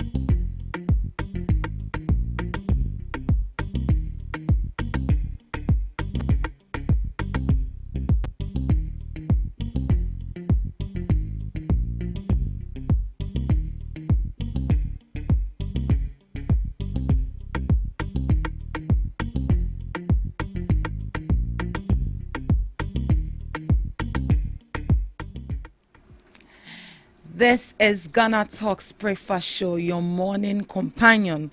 Good morning to everyone. You are welcome to the Ghana Talks Breakfast Show right here on Ghana Talks Radio. I am Ruth Esinam Fiagbedu, and I will be leading the main discussion for this morning on the second segment. Yeah, I know I missed the first segment, but I'm here now for the main discussion. And as you know, for the main discussion, we bring along knowledgeable guests who sit on national issues and every relevant issues that matters to you every morning right here on the Ghana Talks Breakfast Show. And I must say that today the guests we have, the heat they are bringing, the facts, the words, the message they're bringing on board, and their informed perspectives and opinion. Tighten your seatbelt because it's going to get heated right here in the studio on the Ghana Talks Breakfast Show. We are elated to have Shaibu Hamdawi, who is NDC youth activist for Bimbila constituency. And we also have right here in the studios Paul Amwako Entry, NPP Coms member for Ama Samai. Good morning, gentlemen. Good morning, Essie. Good morning, Messi. Good. How are you doing? By the grace of God, you are doing good. I'm good. Let me say I'm good. Yeah. You are good. I was in Kumasi last week, so I couldn't come here. Yes. Yeah, but today I'm here. And I like the way things are happening in the NDC. I'll come back to that. Yeah, I like the way things are going. Hamda, right? You said I can call you Hamda. Yes. You're welcome. Thank you, I see. Yeah, it's our first time having you here. Yes. It's good to be here. It's good to be here. And good morning to your listeners and good morning to everybody watching us today. Right. Yes. Yeah. So back to you, Mr. Paul. Yeah. You said you like what's happening in the NDC. What exactly is happening? I like the way the chairman of the NDC is now embarking on a thank you talk. Like, it's a Oh, but if he's embarking on a thank you talk, what does it mean? He's saying thank you to the supporters. And the president has already done that. So I don't know what is. I don't know the thank you. I don't know the main purpose. And whilst he's organizing thank you talk, then Honorable Deborah is also joining the Keep Fit Walks across the country. I like the way they are doing their things.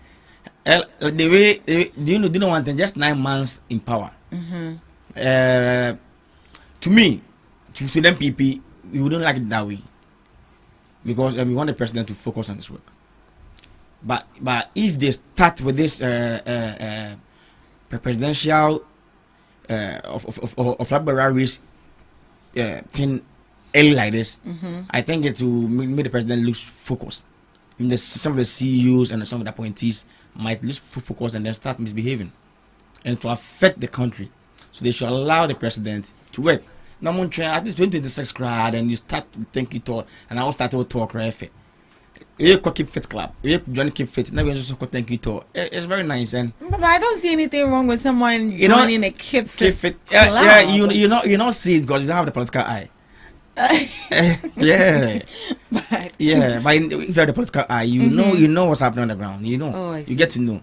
And recently, I learned the Minister for Foreign Affairs, Honorable Samuel Okututa Blakwa, made some announcement that if our presidential jet is not fit for purpose, then we should sell it and buy a new one. See, I will oppose this.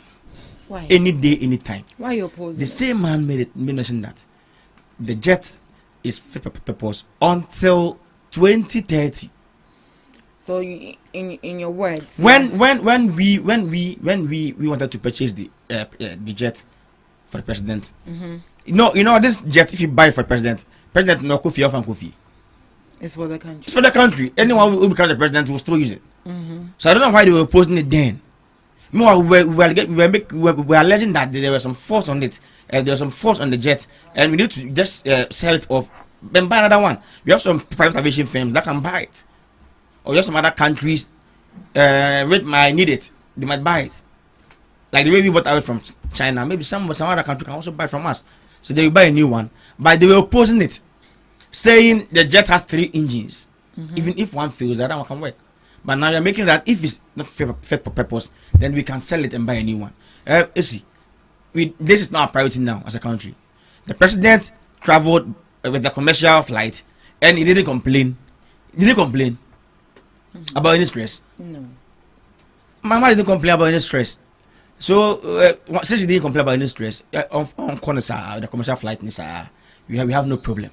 But as a nation, for the sake of security, the president needs to get a jet for himself. So when we were proposing that we need to get a jet, they were opposing that it is very, very fit for purpose. A bit my Juma 2030. No, but they were not there. But now that they are there, they if you're not there, why say something you have no like? Let me say you're not there. You have no knowledge about the thing, and then you are just making noise about it. Why don't you wait and get there before you can even make noise about it? You are not there. What I say, you're in a position. Maybe we have a committee on defense, and they might come out with a report that the jet is not fit for purpose. I don't know whether he was part of the defense committee in parliament. I don't know, but the way he was loud on the media, both social media and traditional media, making noise. Later on, you come tell that now we should buy a new one. Now, we support it. Right? But Paul, you don't have a say. Whether you support or you don't, so if they'll buy, they'll buy. If they'll buy, they'll buy. But that will show how dishonest. That will show how dishonest the NDC and a black one and the others, some defenders who were talking about this same jet, who were opposing this same thing. That will show how dishonest they are. Okay. I don't have anything to. I can't do anything. My hands does not reach. I can't say I want to do direct distance from a bed. Me send to bedroom. Me can't say. So me can't then cry. I'm not in bedroom. Man, no, me can't cross the end. But it will show how dishonest. And even the trust people have in politicians, people will start losing trust in politicians. Because like you be like when you're in a position, you'll be saying this. When you come to power, then you'll be seeing another thing. But is this the first time we're actually seeing something of that sort? So going forward, no, do you know one thing? A black white is young. Right now, John Mahama, I always say he has done very well. That has given the young people of then this some opportunities to lead the country. So if the old men were doing, and then we were complaining, now the young ones are in, and they come to do worse than what they were doing. What the youth and the Gen Z start saying about politicians? I guess youth the crap when they we are the same thing like the old men, or we are learning from the old people. Do you get it? Every year, each and every year, the total turnout of voters at polls declines. Since 2016 or 2016 or 2012. Every year it declines. This should tell you something that people are losing trust in politicians. Is it only the trust or the policies they are bringing on board as well? So if you bring like you come up with a campaign message in your manifesto, now Obama one beya. Later when they feel what are the homo? Obi better say about coming to game. I will not go and vote again. Yeah, choose all the time to summarize. They get it. Yeah. So I think we want Ghanaians to gain the trust back. Okay. To gain trust in politicians back, and then they should be honest. A black one should be honest. No, it's a whole position that you see things different. Though. Right now I'm here, I might see things different. Different. But if you come to power, there's nothing difficult than being a communicator or defending a party in power. Now your power no easy. Elevi, let me defend it. Okay. All right, Mr. Hamda. Yes. He mentioned certain things that Esiedun Kitia is going on a thank you tour. We also see Julius Deborah also engaging himself in some kefit activities. Then he's making some allegations that these people are preparing to come for preparing themselves for presidential candidates for the NDC. But what's the reason Esiedun Kitia is going for the thank you tour in the first place? You see, my brother is subjected to his own views. Exactly. Yes. I think there's a lot of things in MPP plate right now. I think he should focus on that rather than mingling himself in the party's affairs, the NDC party's affairs. I said when Ketia being on a thank you tour doesn't necessarily mean that he's on a tour for presidential campaign or any other thing. On any case, he haven't come out on any platform to state that he's running for presidency or flag bearership in this country. Right. Same thing as the chief of staff. It's just a gesture, like him partaking on keep fit and many other things. I think it's something that will boost his immune system, and it's something that is contributing to the national discourse, especially with regards to young people involving themselves in certain things. It's more or less like a role model when it comes to young people joining this kind of activities. So my brother, I think he should focus more on MPP primaries. They have a lot of things to talk more on, rather than putting himself in the NDC as a party. Yes. Currently, we've seen Dr. Edichum throwing gaps at Baumia. Those are the things that he should focus on. When you get an opportunity like this and you've come on set, you need to clarify and make us understand the reason why Edichum is saying that he was able to fix the educational system, but Baumia destroyed the economy of Ghana. Those are the things that you should focus on instead of wasting too much or so much time on unnecessary things. I think my brother should focus on that and will progress as a nation or as a country. Within the MPP, then we've seen internal elections since from Dubai versus before, Kufa versus Nanado versus Alankash, to Ken versus Baumia and the rest. We've seen most of the internal elections, but then they said this is the first time they're about to experience this. I wish them well. It's just simple. But they've not announced anything. I think you're just drawing conclusions based on the assumption. Was it OKFM? Was it OKFM? Because even no, excuse me, let me land. On OKFM, was it OKFM, Peace FM? I said the was there. And then, was it TKC? That TKC, Oklahoma, showed him a graphic which shows, I said TKC to run for presidential race. He showed it to him. And this is what is in the graphic. And then I said that laughed. And say when the times get there, he knows what to do. But as if you had a political eye. If he said I that, I always say, if you have a political eye, the political eye they also win. If you have it, because you yourself, being cancelled. Oh, but Paul, so I don't should think I will not wait. I'm not. You can let us bet on this. I will not wait for us to get to declare his intention before I can speak on this. I know I have the political eye, and I know whatever that's happening. I don't think that works. Because that works. I think it should be based on facts. Maybe he said it somewhere. Then we can take it on. I said I have the political. We can't then ask yourself. Ask yourself. What's the main purpose of the thank you tour? He's gonna say thank you to his people. He's the chairman. Don't forget. No, to which people? John Mahama has already done that to Ghanaians. It's not only NDC voted for John Mahama. Ghanaians voted for John Mahama. So if NDC is in power now, it's not only NDC people voted for John Mahama. So the thank you tour, even you can go to the thank you tour with your other executives. If you get there's all you know. Right now, you're going to say how now effect is also trending on Twitter every day. On X, if you go there, how now effect? But don't you think that I like it that way. But my only thing is that they should allow the president to work. This thank you tour and other things will start making the president lose focus. I mean, yeah. But your people also went for thank you tour. We went as a party, Asa. We went together as a party. So, Esedun Kete is going as an individual? As an individual, now as a what again? As an individual. As a, in the NDC, in MPP, always the chairman is the leader of the party. In NDC, mostly the flag bearer or the president is the leader of the party. So, thank you to now what did it timeline your the contest should be going and the list are out your schedule and everything are out. What should you think? The chairman, the president in NDC, mostly the leader of the party is the president or the flag bearer. By MPP is the chairman. Yeah, they are different. So the chairman going for this thank you tour without even Mahama. I should tell you something. But I want to ask, what's the main purpose? Because you've already thanked Highness already, and I always say it's not only NDC people who voted for the for Mahama. Ghanaians voted for Mahama, not only NDC people. So you can even just be on television, just announce.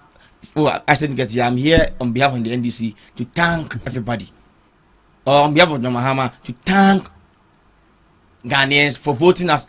But already you've already gone for the thank you to already. I was the first one says, and I said then, thank you to already did that. So what I have here from Daily Graphic, it says that as a follow-up appreciation effort on behalf of the NDC, party official says it's meant to recognize the contribution of executives and grassroots organizers who worked tirelessly for the NDC's victory in the 2024 election. That's what I like. That's what I like. He's just going to meet the party executives and thank them. The branch executives. But I don't think I don't know. A concrete reason for you to stand and say that this person is going on the thank you tour simply because he wants to stand for a presidential candidate. Thank you tour, no. Is it the chairman alone? How many executives do you have? How many executives do you have? You have a chairman. You have Sofa Soka and the rest. You have Fifi Kweti, secretary. You have Mustafa Bandi. You have Yamin. Joseph Yamin, the Glamsey man. You have what did Daily Graphic read? And that Glamsey man. That is what National I read. Executives. National executives. They didn't state. So who worked tirelessly for the NDC's victory in the 2024 election? They say who is going. We start with the brother is transgression. No. Start the what it says. So party officials says it's meant to recognize the contributions of executives and grassroots organizers who work tirelessly. Party officials. For, of course, party officials. So party officials can be even you. If you, let's say party official. I'm a chairman at a police station. I am a party official. Do you know? I am a chairman at a police station, and per that I'm a party official. Of course. So it's a party officials, then they should all go together for thank you to not only chairman. Even you are going to thank another party official, you the chairman is going to thank another party official. The other party officials, the branch chairman is also a party official. The branch secretary is also a party official. Double standard, no, the other one should come. Go party official, go thank another party official. Party official be a party official. Whether you're a branch chairman, branch secretary, one you also party official. All right. Do you know? Yeah, man, I'm saying political action there. You move about every day. Okay. I like it. This is how we like it in the town. It's good you have the political eye. At least you've said questions for yourself and you've answered it. You see, NDC is a party on its own and the government is a party on its own. These are two different things. If John Mama goes on a thank you tour to thank Ghanaians for giving him the mandate, he's doing it on behalf of the government. Here, the executives are also doing the thank you tour on behalf of the party. Of the party. And so it's two different things. Exactly, it's two different things. And per what you said, allow him to finish. Per what you said, NDC National Executive is on a thank you tour. It's not explicitly saying that Chairman Asedun Ketia is doing a thank you tour on behalf of NDC as a party. It's the national executives. So my brother here, I think he just wake up and he has nothing to say. And all he has to do is to fabricate things, come to just put this out there and just move on his way. I think we should move on to the topic of today rather than focusing or spending much time on what my brother is saying. Yes. All right. So that was it. That was just by the way. But aside, as part of that, but aside. For me, we are just waiting for a communique to come out that Asedun Ketia is running for a presidential candidate for the NDC. But I won't sit and assume that. Exactly, if for nothing at all, we've seen that. I think that would be better. I'll rally behind him. I think that is what we should feed our audience. We should feed our audience. You're welcome to the party. I'll rally behind Asedun Ketia if he declares intention. I'll rally behind him. All right. Okay, so as part of Just By the Way, yesterday the president launched the Big Push project where he mentioned that they are going to be constructing roads and other infrastructures in some particular regions. I just want to ask briefly your opinion about it, how you feel about it. Do you think it's something that you think the government can execute in their term they will be in government? Because we've heard it before. We've had party candidates or presidential candidates come out and say that if you vote for me, this is what I'll bring into your region. If you vote for me, this is what I'm going to bring to your region. And we haven't seen anything. These people have also come. What is the assurance that indeed what they've laid out, they are going to do it? Handa. Yes, Essie, we have presidents and we have presidents. Your Mama as a president has distinguished himself. So far I've seen his works. 9 months into office, he has already achieved a lot. I think in the Fourth Republic, if you don't mention Mahama as an outstanding president, I don't see the president that you mention as an outstanding president. Mahama as a president already has shown commitment to his works. And during the short cutting of the Big Push, he made mention that a project will not last more than 24 months.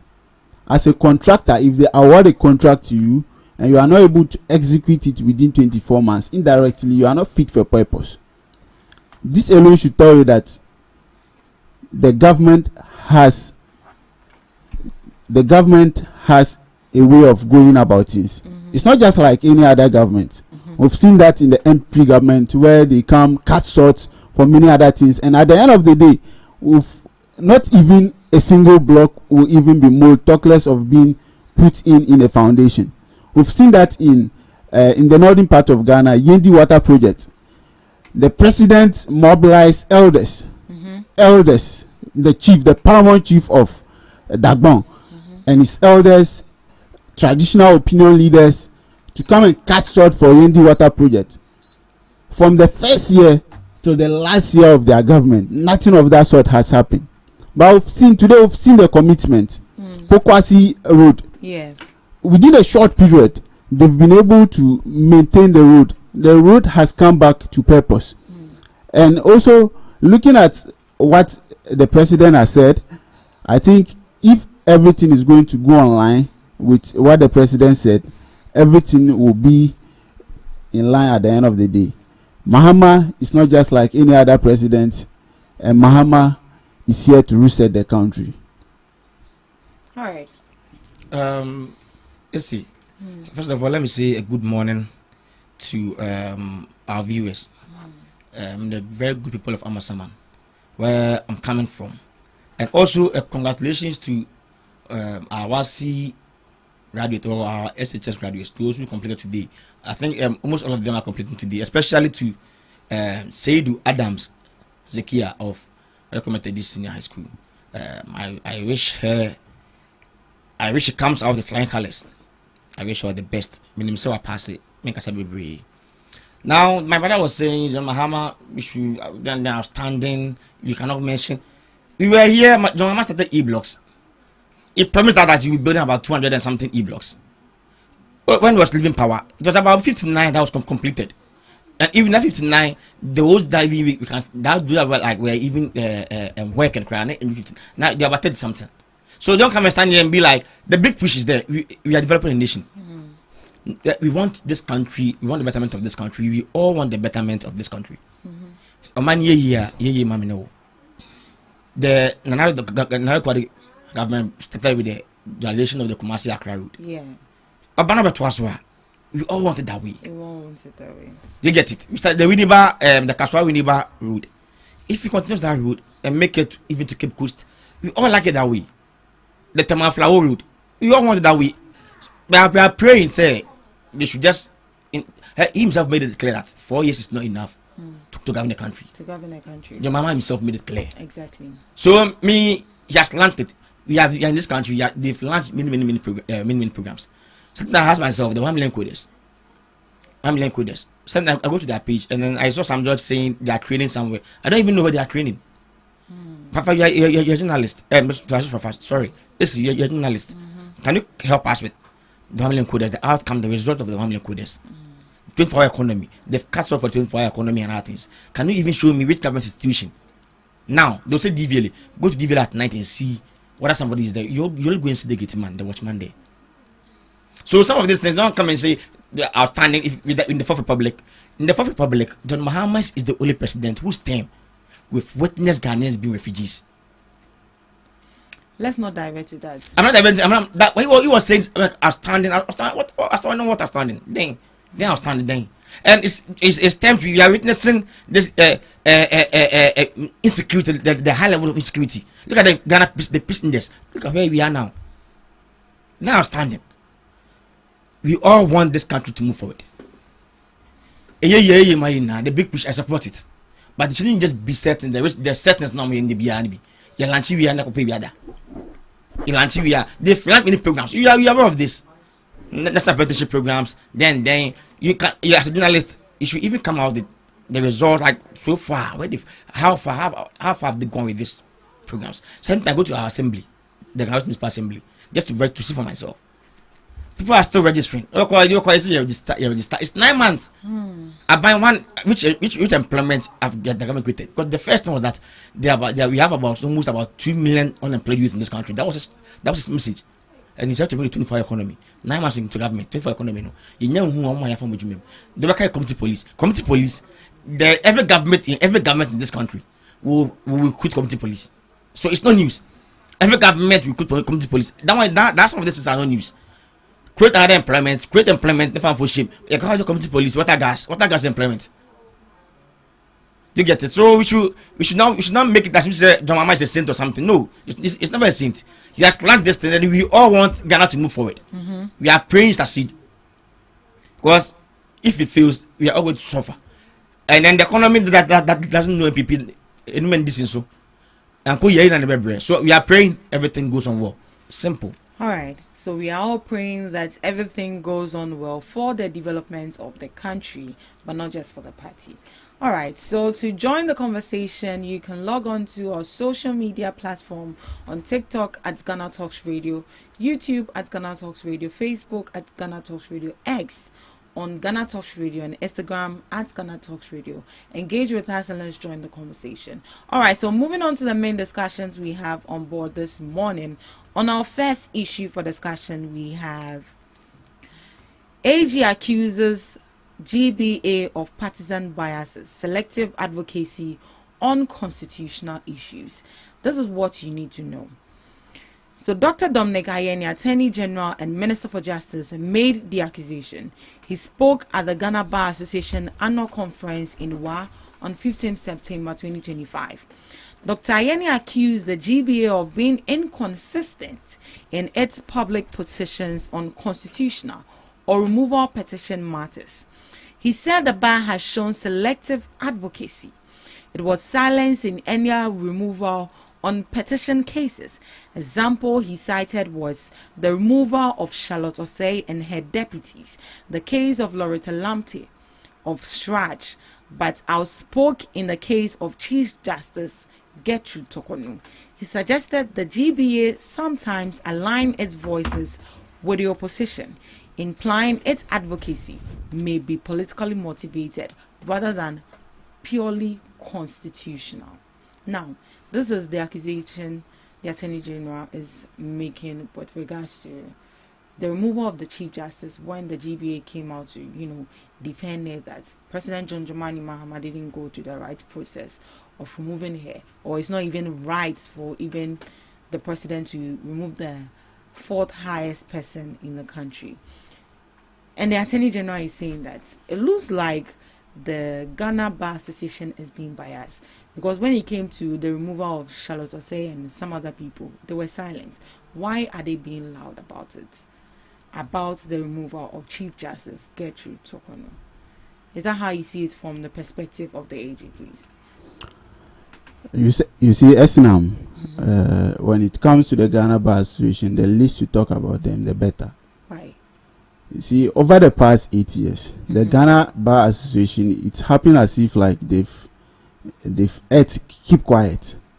It happened as if like a bone was stuck in their mouths, and they were just in this country without any commentary on anything.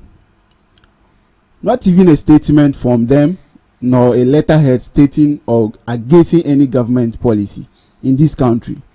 Yet 9 months into NDC government, all of a sudden they found their voices. We were in this country in 2015 when the petition on Article 145 against the former boss of Siraj, Loretta Mahama, the AG said, also said it. Yeah. Ghana Bar Association was in this country. They said nothing about it. Same Article 146. 146, yes.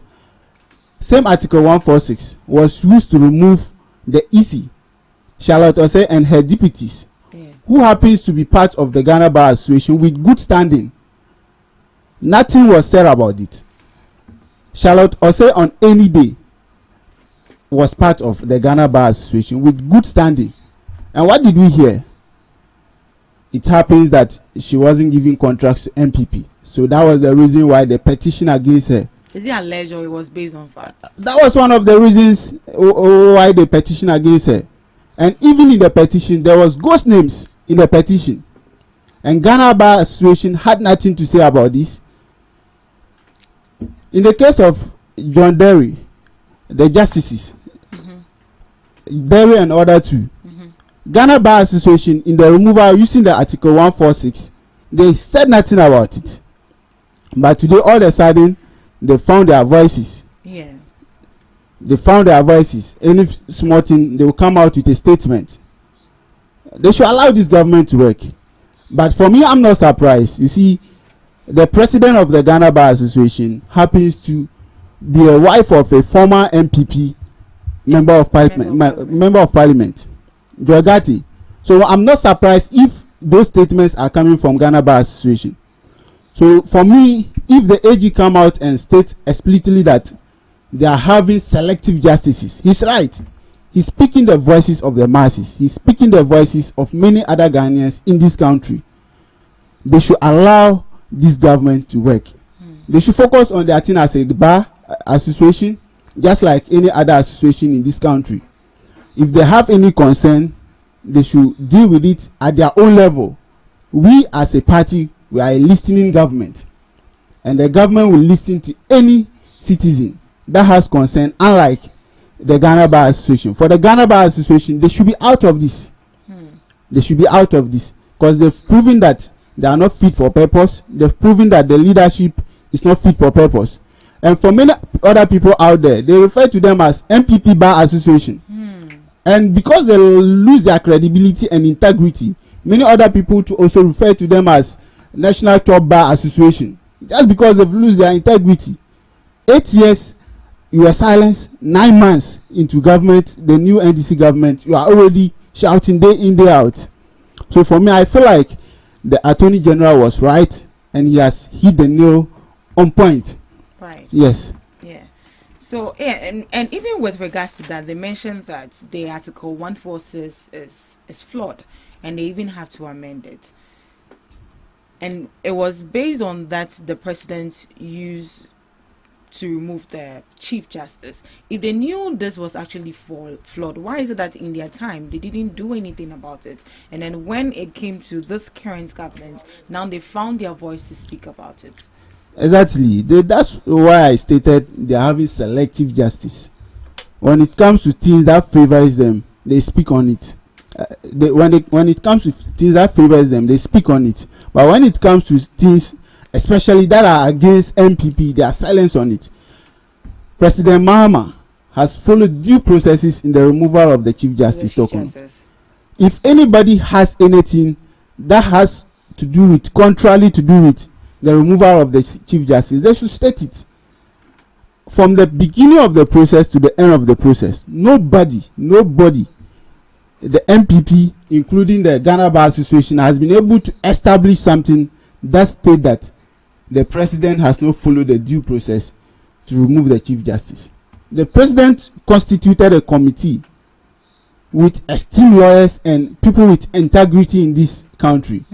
And they've established that why don't you remove the Chief Justice? These are our findings. And based on the findings, the president also follows. And it even stated that within 24 hours, if the president get the opportunity, he should remove the Chief Justice. And that was it.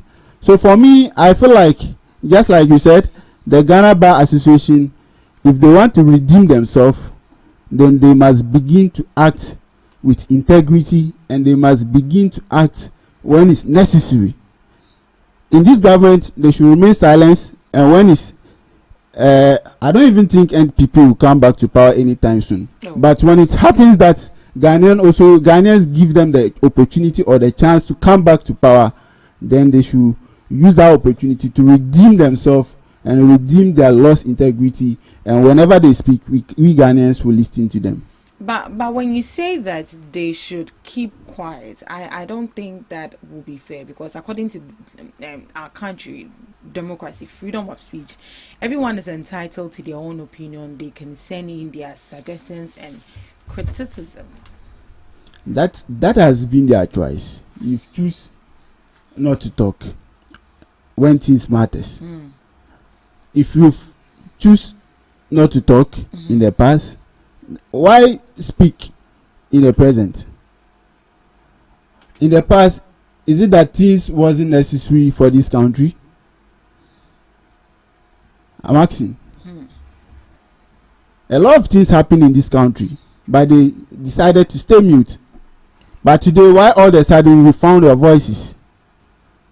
In as much as the Constitution gave them the right and the opportunity to speak up when things matters. But if you decide with your own discretionary powers not to speak in the past, I think you shouldn't speak in the present. Yes, when things matters. Exactly.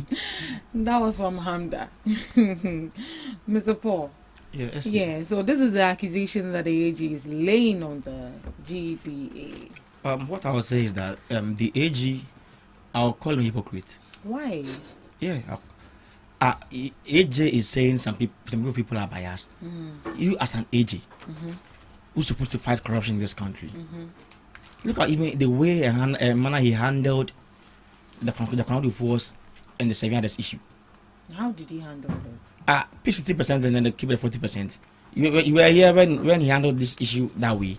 But even that, it was backed by law. It was backed by law. By law that they can just make the people pay the threshold of 60%, and then they'll be free. Rather than taking them to jail. So for now, for the government. So we've seen NDC people who having cases in court that the cases have been squashed. We didn't even wait for the court to even pass a verdict.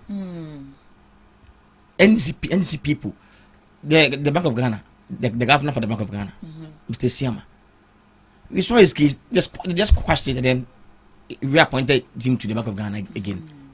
So this AG says somebody is biased. If it would be an MPP person, I don't think he will even do that. He even squash that person's case from the court. We were here in this country on 3rd September 2023, and I quote, it's on my joy. If you go, it's there.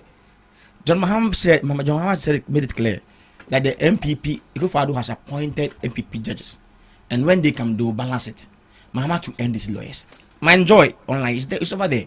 No, but when you talk about balancing it, no, I'm coming. What is MPP judges? The person going to work for the country. What is MPP judges in the first place? And he's saying this to end these lawyers, meaning we have some lawyers who that was the first time I heard we have lawyers who are in this, lawyers who are MPP, or we have the Ghana Association. We have some of the lawyers who are MPP, some of them who are in this. I don't know. Do you get it? If you made a statement and want us to gain trust in the judicial system, then it's wrong. That the Ikufo-Addo has appointed MPP judges. The judges went for vetting and they were approved. Those who were not approved, they weren't allowed to sit on the bench. You get it? So I can say we also balance it. And on some majority said Mahama to end these lawyers. Now I could have date 3rd September 2023. It's over there. So I don't see the Ghana Association has every right. If they feel something is going wrong, they can talk. You cannot force them to keep quiet or not. The former Chief Justice, Madam Sophia Kufu, her lordship, her leadership, Sophia Kufu, the former Chief Justice, and she's also a member of the Council of State. She also came out talk about this issue, and even the Bar Council of England and Wales also came out to talk about this issue. But even that, is it even allowed that those people should interfere into our constitutional issues? They can just make a proposal or suggestion. It's up to you to take it or not. They didn't force you to do this. They didn't force you. Just came out with a suggestion or proposal. So you shouldn't say they can all speak. So don't come and say they are biased. So you shouldn't say that those people are also biased, or the Bar Council of England are also biased. No, they just came out with their with whatever. With their I don't know how to put it, with their views on what's happening. And then if they're talking about amending the Article 1 forces, it's very necessary. Okay. It's very, very necessary. You know what I'm saying? It's very necessary. If every government comes to power, we also try to petition the Chief Justice, send petition to the President about the Chief Justice. We also remove it. It will start rotating each and every election time we come to the change of government. If you don't take care. So why is it that when they knew that that particular article is flawed, they didn't raise it up? That maybe during the Ikufo-Addo's time that we changed Shasha say they felt maybe it might not be something the president might be happening. But right now we feel like everybody will come and build armed forces and start misbehaving. I won't say misbehaving and start changing people with the power given to them through armed forces. Then they have to do something about it. Else, it will be a dent on our democracy. It will be a dent on our democracy. So if they say it is flawed, I think we should look further into it and look how we can amend it. So that it don't be like we can just petition and then change the Chief Justice and bring somebody that will favor us or something. No, that one will even make people lose trust in our judicial system more. If we're removing this woman, will not bring back the trust in the judicial system. Look at the if you look at Abonya's case, the judge was supposed to sit on the case. Was it just Justice Samuel Bright Aqua? I learned he has retired. Look at the case, even before the case, look at what he was saying. Even before the case was brought to you, look at what he was saying. Now I was waiting to petition that man, to write a petition against that man. Against that man. Yeah. Right. Yeah, because even the case, you don't to sit on the case. Case the Ponyam by a crown with the capital judgment. Do you get it? So I was even about to petition that man.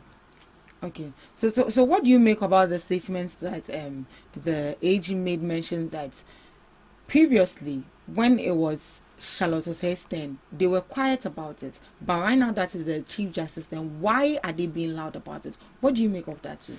Fine, it's all about the Constitution. It's all about the Constitution. By the Ghana Bar Association, we all know the Ghana Bar Association. Mostly they are also, I will not say they are stakeholders in the judicial system. In the three arms of government, I would say the Ghana Bar Association is also a stakeholder. It's mostly in the judicial system. Do you get it? I'll even see, I can, or let's say the legislation also, because mostly they are there to interpret the laws for us. Do you get it? It's mostly they and then they work with the Chief Justice or the judges of this country. They work with them more. So you are trying to say that because they work with these people more, that is why they maybe loud that's about what I'm saying. That's why even foreign back councils even came in, but they were thinking it's about a judge, a Supreme Court judge, or the Chief Justice, and it has something to do with them, the association. If they are doing something about Ghana Medical Association, they can keep mute about this issue. Well, maybe it has nothing to do with them. Ghana registered Nurses Midwifery Association. They can keep mute about this issue because it has nothing to do with them. But they get it. Maybe the Ghana Association, this has something to do with them. That's why they're raising their concerns. So I have no problem with them raising their concerns. Whether they raise their concerns or they don't raise their concerns, the president has done whatever he wants to do. He wants to do. Yeah. You get it? Okay. So calling them biased, and I don't want anybody to say because Mrs. Gatti, her husband was a former parliamentarian, was it for Sekendi or Dugati is Kaduketan or whatever in Western region. So that's why you can be an NDC and you can be an MPP. Your own former organizer, Shiv Baini. We've seen a woman on We've stage seen- together with her husband We've seen Shiv Baini marrying an NDC woman. What's wrong with that? We've even seen your founder, the founder of your party, until not the party, the wife, But even these so institutions. me, I don't. They maybe they went for an election and she won. I don't think that maybe they just appointed her as the president. Maybe they went for an election. They went for an election. and she won. So stop making as if she's there because MPP. No. She's there to serve the Ghana Bar Association. There was this man, another lawyer Asari, lawyer Asari, also disagreed with Mrs. Gatti. He disagreed with Mrs. Gatti. That whatever, so they can have some disagreement. And so he even came out that what the agent is saying about the Ghana Bar Association is wrong, because he himself, Mr. Asari or whatever, came out that he supports the removal of the CG. He's also a member of the bar of the Ghana Bar Association. So I don't see the biases. The president can speak. What can I say? You take it or not, and the chair say, but don't make it feel as if they're useless. We're here when the president said they have NDC lawyers. He spoke to NDC lawyers that they will also balance the Supreme Court judges with NDC with NDC people. You've already said that. Which is very bad. Which is very wrong. So the kind of Ghana Bar they didn't attack them. They didn't attack the NDC about this when they made mention of that thing. They didn't attack the NDC. But I'm not too many there. But I think that at the forces we should look further into it, because if not, I'm here. Next, all the judges at the Supreme Court, they are all fit to be chief justices. But they all have their flaws, one or the other. And when power changes, petition them may be. I will write. I will part of the people who write the petition. We are much 200 pages. Yeah. So should it always be that should it always be that these institutions will be loud on specific issues and not be loud about some specific issues? Is it fair? How many issues have they been loud? How many? Can you count how many? Can you count them? So the AG mentioned the issue of the Chief Justice, Yeah. and they were quiet about Mrs. Loretta's case, and also quiet about the issue. So they've been loud on just the removal of CJ. So sometimes say, how many have they been loud? How many? Okay. So because they've been loud on this, and it's only a bias.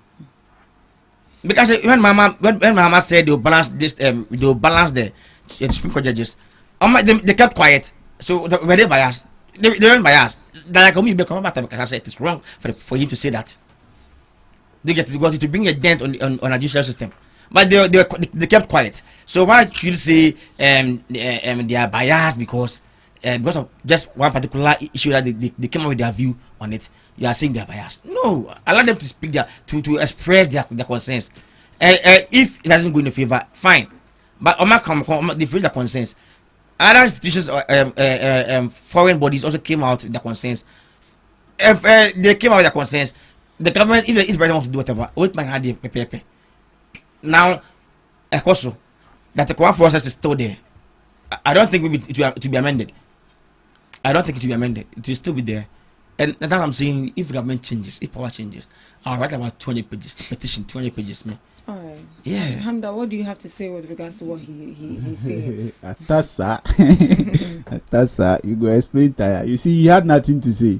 He's just fumbling, surrounding things, and he has no point to just hit on. It's very sad. It's very sad. Yes, I think we should move on and stop transgressing on this. What I said is what I have to say. That the command forces will still be there. You amend, like you said, you shouldn't amend it. It has no flaws. It will still be there.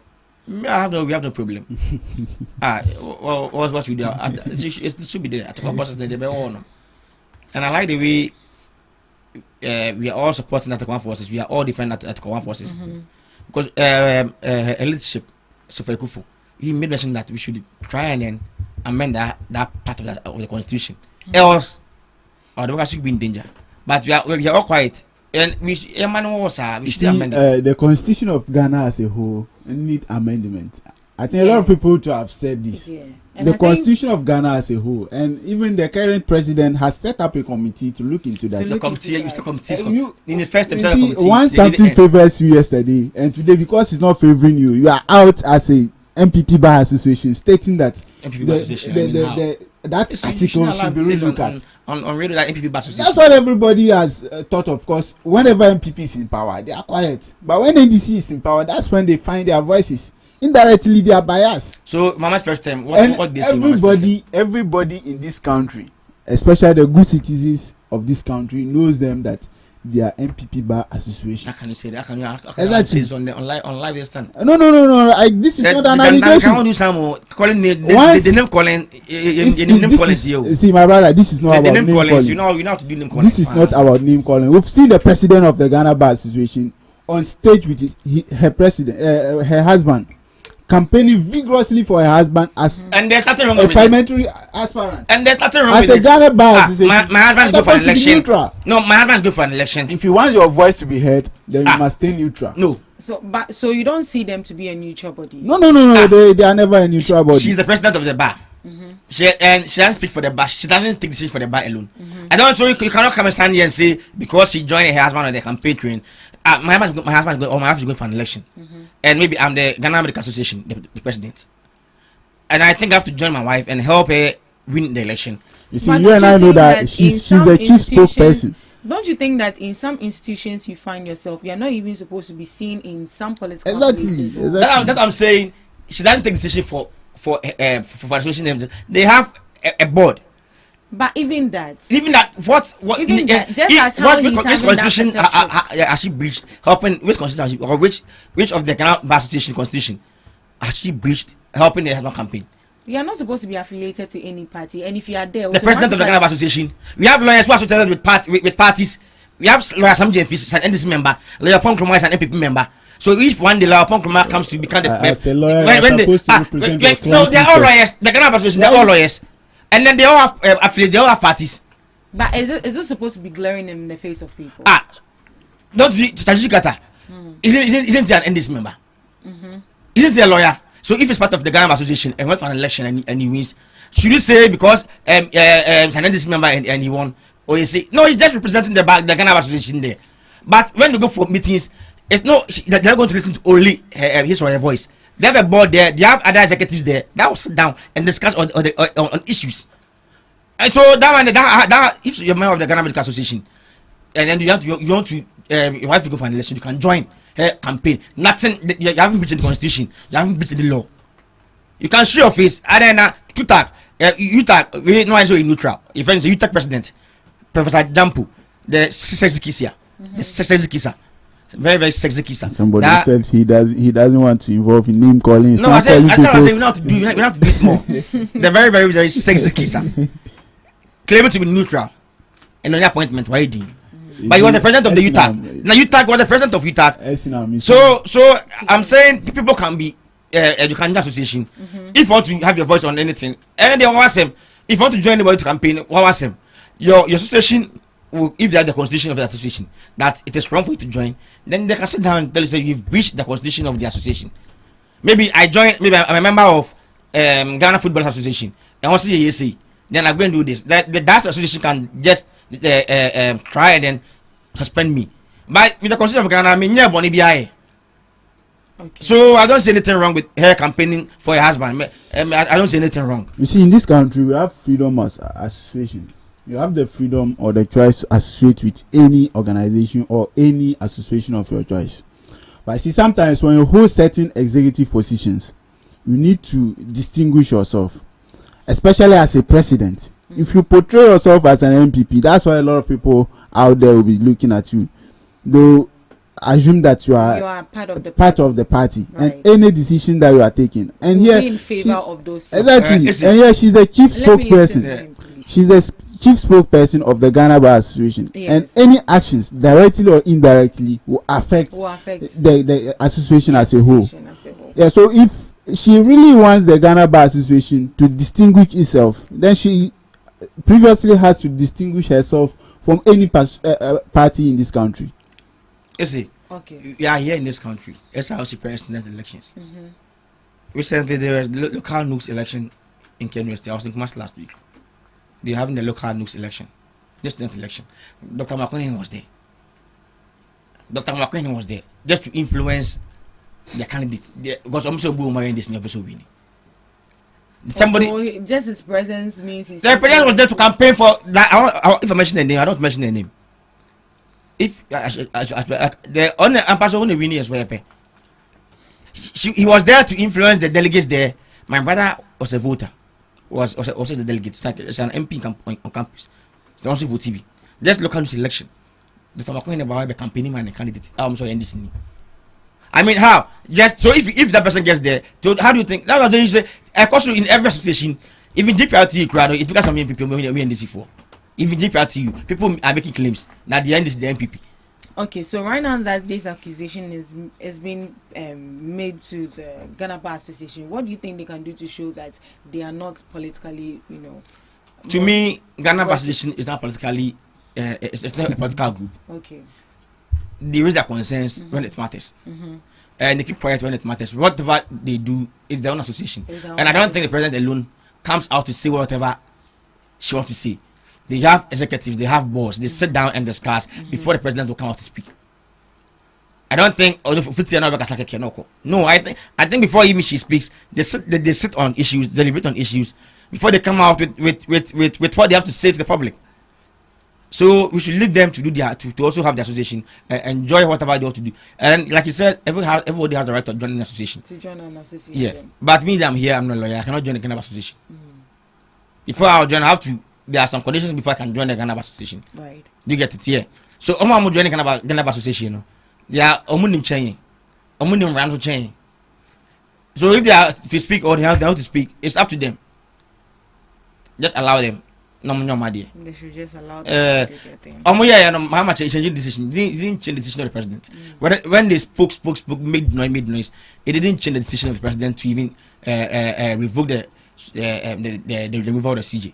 He didn't change his decision to move to retain her. Until so we should move forward and then go on.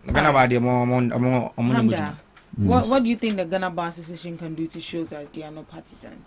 Already they've lost it. If they actually want to redeem, they can. Yes, if they want to redeem themselves. He said he doesn't see them to be partisans. When issues come up and they think it concerns them, they'll bring it up. Just as he mentioned that with the issue of the CJ, she's a lawyer and she passed through the Ghana Bar Association to be where she is today. So obviously it's going to affect them because she went to that school. That's their alma mater. So it concerns them. So they had every right to come out with their consent.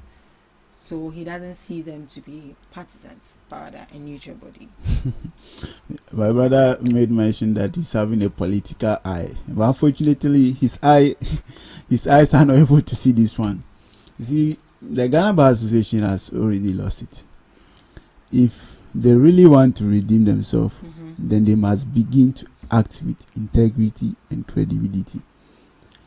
You see, the leader, like I said, is a spokesperson of the association, and her association directly or indirectly affects that of the Ghana Bar. So if indeed she being part of the Ghana Bar Association, yes, currently she's a president, and her decisions automatically are influenced by partisan basis.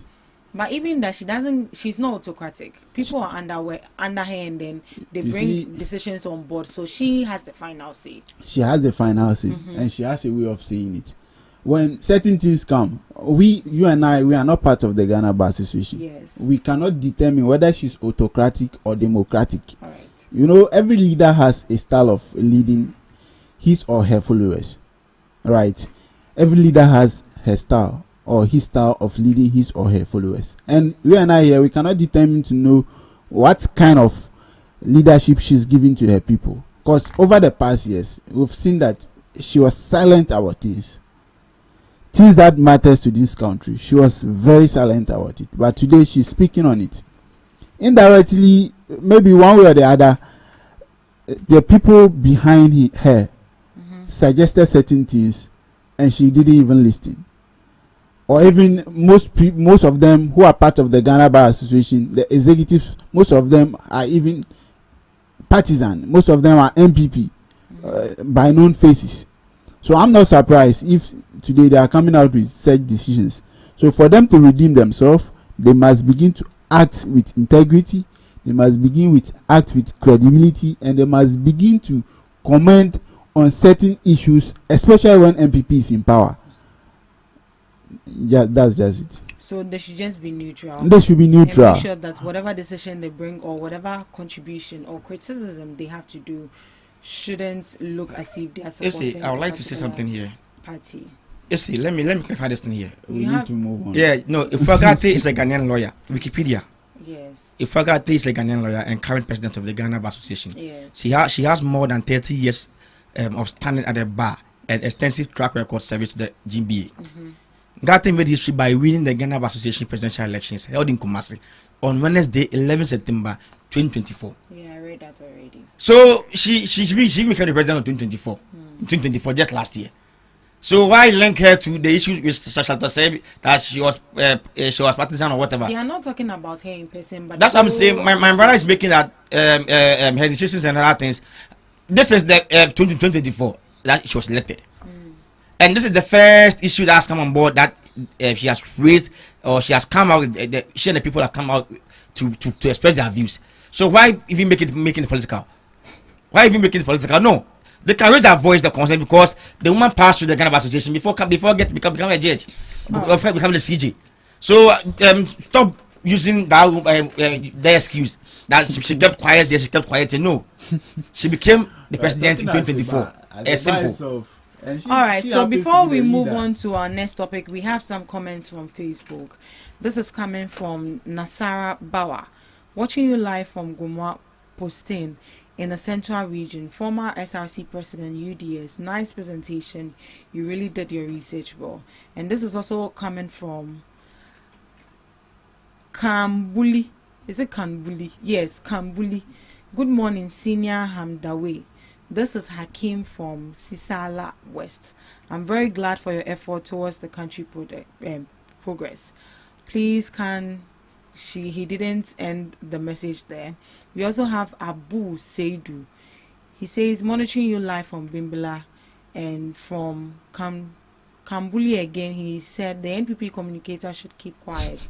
What does he know about law? All right, so moving on to our next topic for discussion for today. Government revises visa rules for Chinese nationals to Cape Galamsey. So Samuel Okudzeto-Ablakwa, who is the Foreign Affairs Minister, announced new changes during the government's accountability series, which happened on Wednesday. He noted that many Chinese nationals implicated in illegal mining in Ghana are from the Nanning region of China. The Ghanaian embassy in Belgium and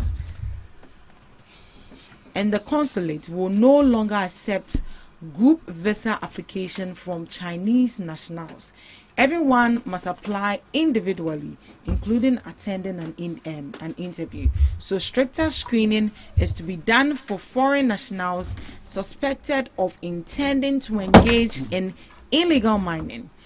There are diplomatic engagements with Chinese local authorities to raise awareness and discourage nationals from that region from coming to Ghana to do illegal mining. So that was it. They are bringing in stricter measures in terms of visa application to prevent these Chinese from coming into the country to engage in illegal mining.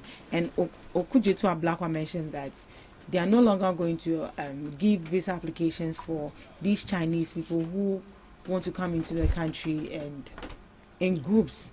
Now they have to apply individually. Even for an interview, they are going to screen you critically before they allow you into the country. And all of this is being done to Cape Galamsey. Do you think this thing they are bringing on board is going to help Cape Galamsey, Mr.? Let me ask you first. Was this part of their promises to help fight Galamsey?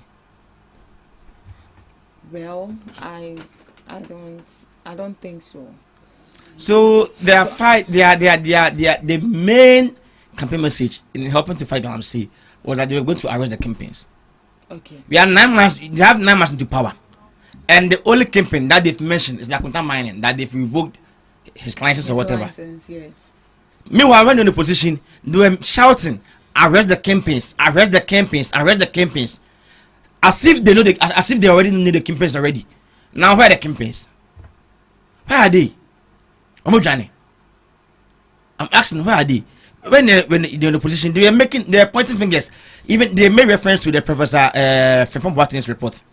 The names there, they are there, the kingpins. They mentioned that Jubilee House during Nado's time. Jubilee House, that's where the kingpins are. More power, more in the manifesto. You made it clear that you arrest the kingpins. Now you haven't made any arrest. Not a single arrest. Now you are here revoking the license. Now the Chinese are the kingpins now. Listen, this Galamsey issue didn't start from now, or didn't start from Nado's time. It started from President Mills' time. When Mills made an interview and he was talking about water bodies, how we are damaging water bodies with Galamsey. He said Galamsey started from whose time? From Mills' time. After Mills' time. You can search it online. It's there. I can, if you want me to search and read it for you, I can search and read it for you. From Mills' time, before it came to Mohammed's time, Nusa Fuseni, Honorable Nusa Fuseni, was appointed as the destined the captain or whatever for to fight the Galamsey. Honorable Nusa Fuseni, and he even came out that the government has failed in the fight against the Galamsey during Mohammed's first time. So it was not something like the Galamsey began for this era. It has been there since. But during this era, Kufuor placed his presidency on the line to fight Galamsey. Yes, that was why we were losing some seats in the Galamsey areas. Because somebody president, national said here, and you tune the crown also. So he made sure you fight them. You fight your money, then this we were also making campaign in those Galamsey areas. When we were fighting them, putting more effort to fight them, then this we were making they're making other promises to them. So we were listening even 2024 election, other Galamsey areas we lost. We lost in other Galamsey areas. Simply because the president said he's putting his president. Like the efforts was putting inside into the Galamsey fight. Others were also inciting them. Like I say, when we are arresting the people, when we are arresting them, the current president was saying you give them amnesty. So do you mind outlining some of the strategies the previous government put in place? When we came out, we started in our first 3 years. What we were doing, we were burning the excavators and other things. Soldiers and artists were chasing them and other things. If your mama came out, why are we harassing the citizens? Is that we are harassing them? Okay. Yeah, we just within the 2 years or 3 years that we started attacking the Galamsey, yes. He came out that we are harassing the citizens, the Ghanaian citizens. So apart from burning the excavators, we had the Operation Vanguard and other things. We are putting many things in place. Later on, where people were doing politics out of this same something's a national canker, something that's a national canker, something that will affect MPP and NDC, something that doesn't know the effects, doesn't know MPP, doesn't know NDC. We are fighting it. John Mahama himself said that this the president that was voted has the power to end the Galamsey. Some judge said the president can stop the Galamsey within a week. I remember and I recall when organized labor came out that they want the president, the former president Nanado, to declare a state of emergency on mining, whether small scale mining or illegal mining or whatever. We saw President Mahama and the rest backing them. Some JF and the rest backing them. Some Bokuta Black and the rest backing them. Now I'm telling us that this, even right now, the fight against Galamsey, be honest with yourself. Are you impressed? No, I'm not impressed. Are you impressed? Within this 9 months, are you impressed? What he promised, the promise that you fight with the AI and also arrest the campaigns. How many have you arrested? Now people are even mining. Now if you go to the mining areas, I was thinking that even the death of these 8 gallant men, Honorable Manebo Man, wherever he is, Mutala, Dr. Sapon, and the rest, the captains and the rest that they lost their lives, may their souls rest in peace. After they lost their lives, a black came that the government will be coming out with harsh measures against Galamsey. So are these the harsh measures against Galamsey? Are these things the harsh measures against Galamsey? Are you impressed? Even during the president's engagement with the media recently, one of the journalists asked me, how do they differentiate between gold from illegal miners and even the gold from the legal miners? The legal miners. And he said, once initially it was going to the pocket of the foreigners, but now those monies are coming into the pockets of the government. So even if it doesn't even care, he's thinking about the money aspect. Maybe a scanning air con where they are getting the money. Meanwhile, the effects of it is not. And can you be quick? It's talk about the effects of the illegal mining. No, kind of crown first before even talk about the money that they're getting. He's only thinking about the money they're getting from the illegal from the gold body artists. That's what he's thinking about, and it's wrong. Now I can tell you plainly that the Jubilee House is the hostel for Galamsey. Galamsey for Jubilee House. If you allege something, you must come with evidence. We are here when in Western region. I'm in Free West or whatever. In Western region, and MC and MP were fighting water gas. Water gas now the MC.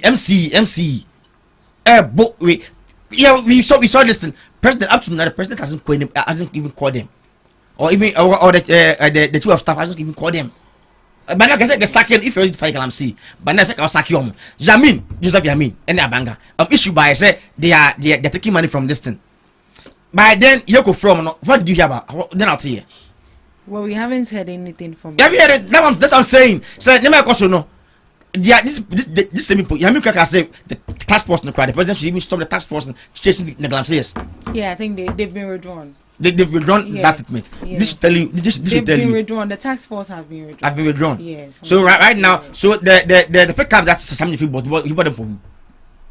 Well, yes, the pickups like yesterday they give pickups. They've given it to the lands minister. At the Galamsey task force. Check now, sign them on. To the Galamsey task force. Anti-minor or anti-whatever. Check this out. Do you get it? So some of these things, as a settings, they are getting the money from the Galamseyers, and grow. What they promised us when they're in opposition is different from what you are seeing now. It's different. So I think they should just go ahead and then pronounce state of emergency. Maybe you know. So if during the COVID era, we are pushing to do that. Now, still they should go on and declare a state of emergency. Thank you. State of emergency is not about just shoot and kill. So Obianka said they shoot and kill. We can put a halt on all mining, whether illegal or legal. Just put a halt on all mining activities, except the companies that have been registered, like the Asanko, the Anglo Ashanti, and the rest, the new one and the rest. But those the illegal, the small scale miners and the illegal miners, we can put a halt on them for some time. Even say 2 months in Pune, put a halt on them. Now military will set their camps there to make sure people are not mining for about 2 or 3 months. But do you know one thing? Yeah, because of politics issue, because they use that for politics, and they are scared if they do the same thing, next election they might lose. That's one thing about that's what I'm seeing. At the national threat, no, you shouldn't do politics with it. It's anything that's a national threat that will affect every Ghanaian. Right now, kind of saying, Kunyakun,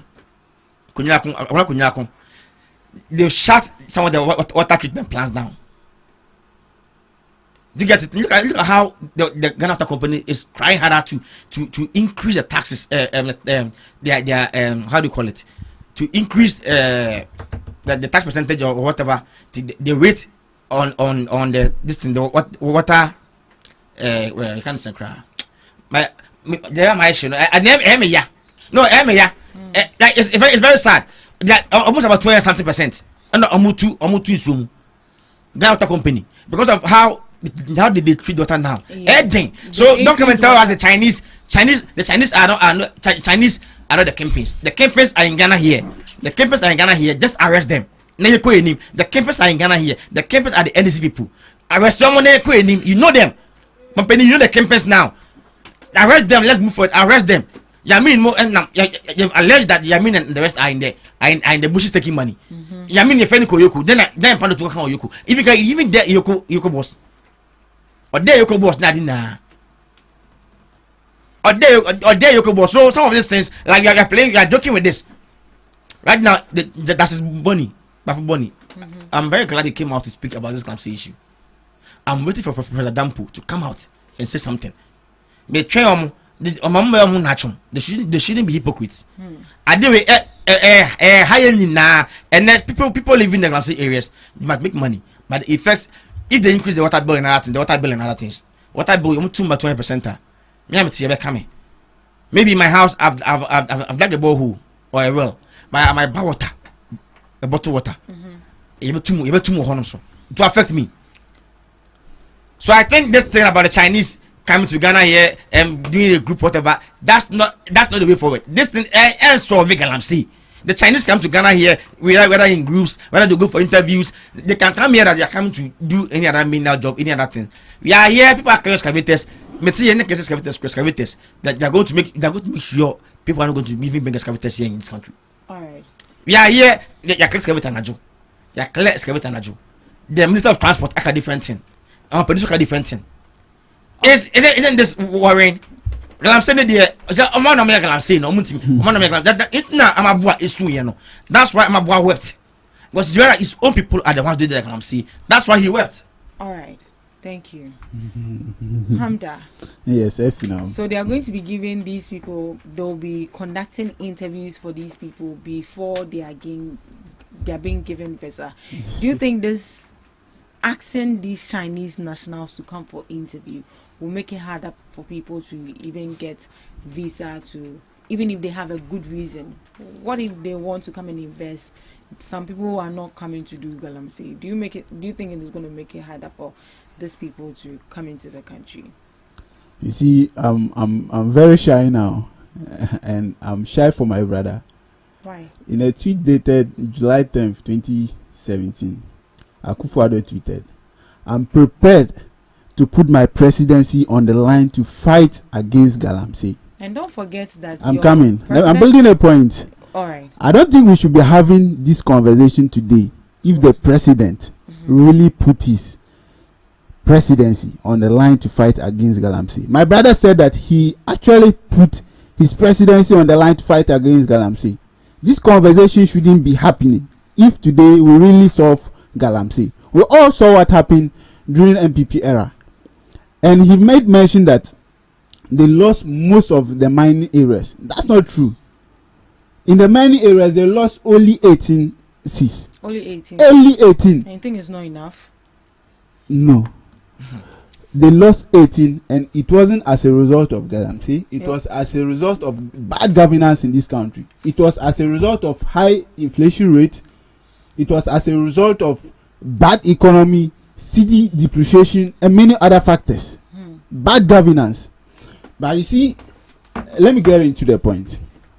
NDC as a government is highly committed in the fight against Galamsey. Right. So far, in the 9 months into the government, we've already seen some successes and some of the measures they've put in place.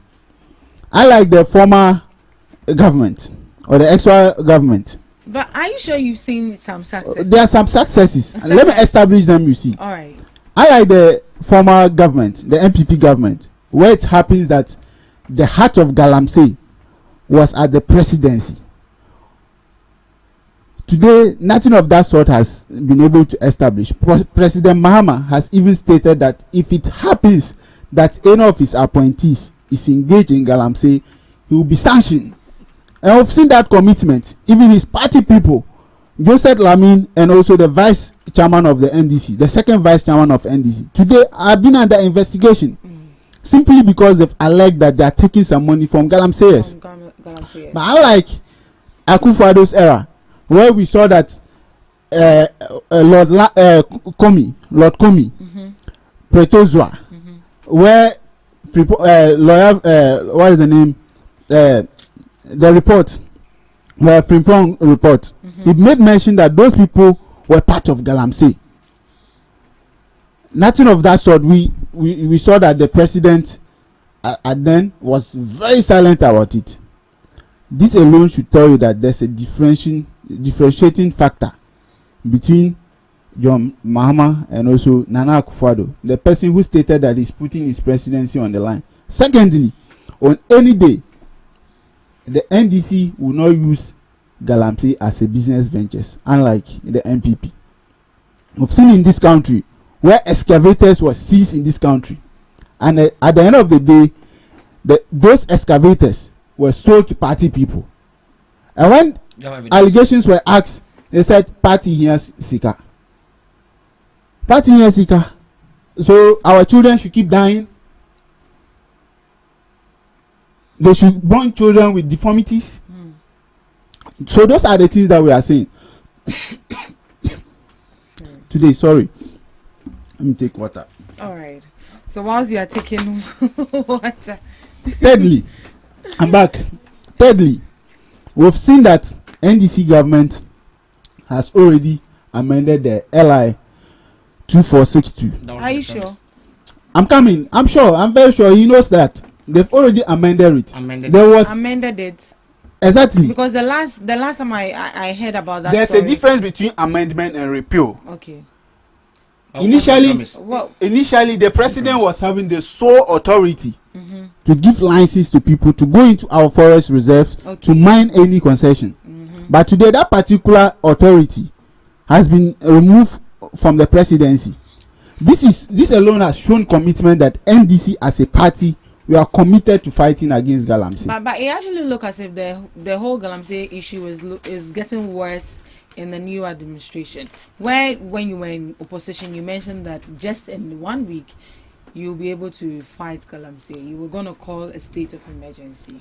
What happened? NDC as a party has not come out clearly to state that we should declare a state of emergency. Are you sure? Some individuals as part of the party has their own position. So for instance, if I'm in Ghana Talk Radio, I hold my own position as in different from that of Ghana Talk Radio, right?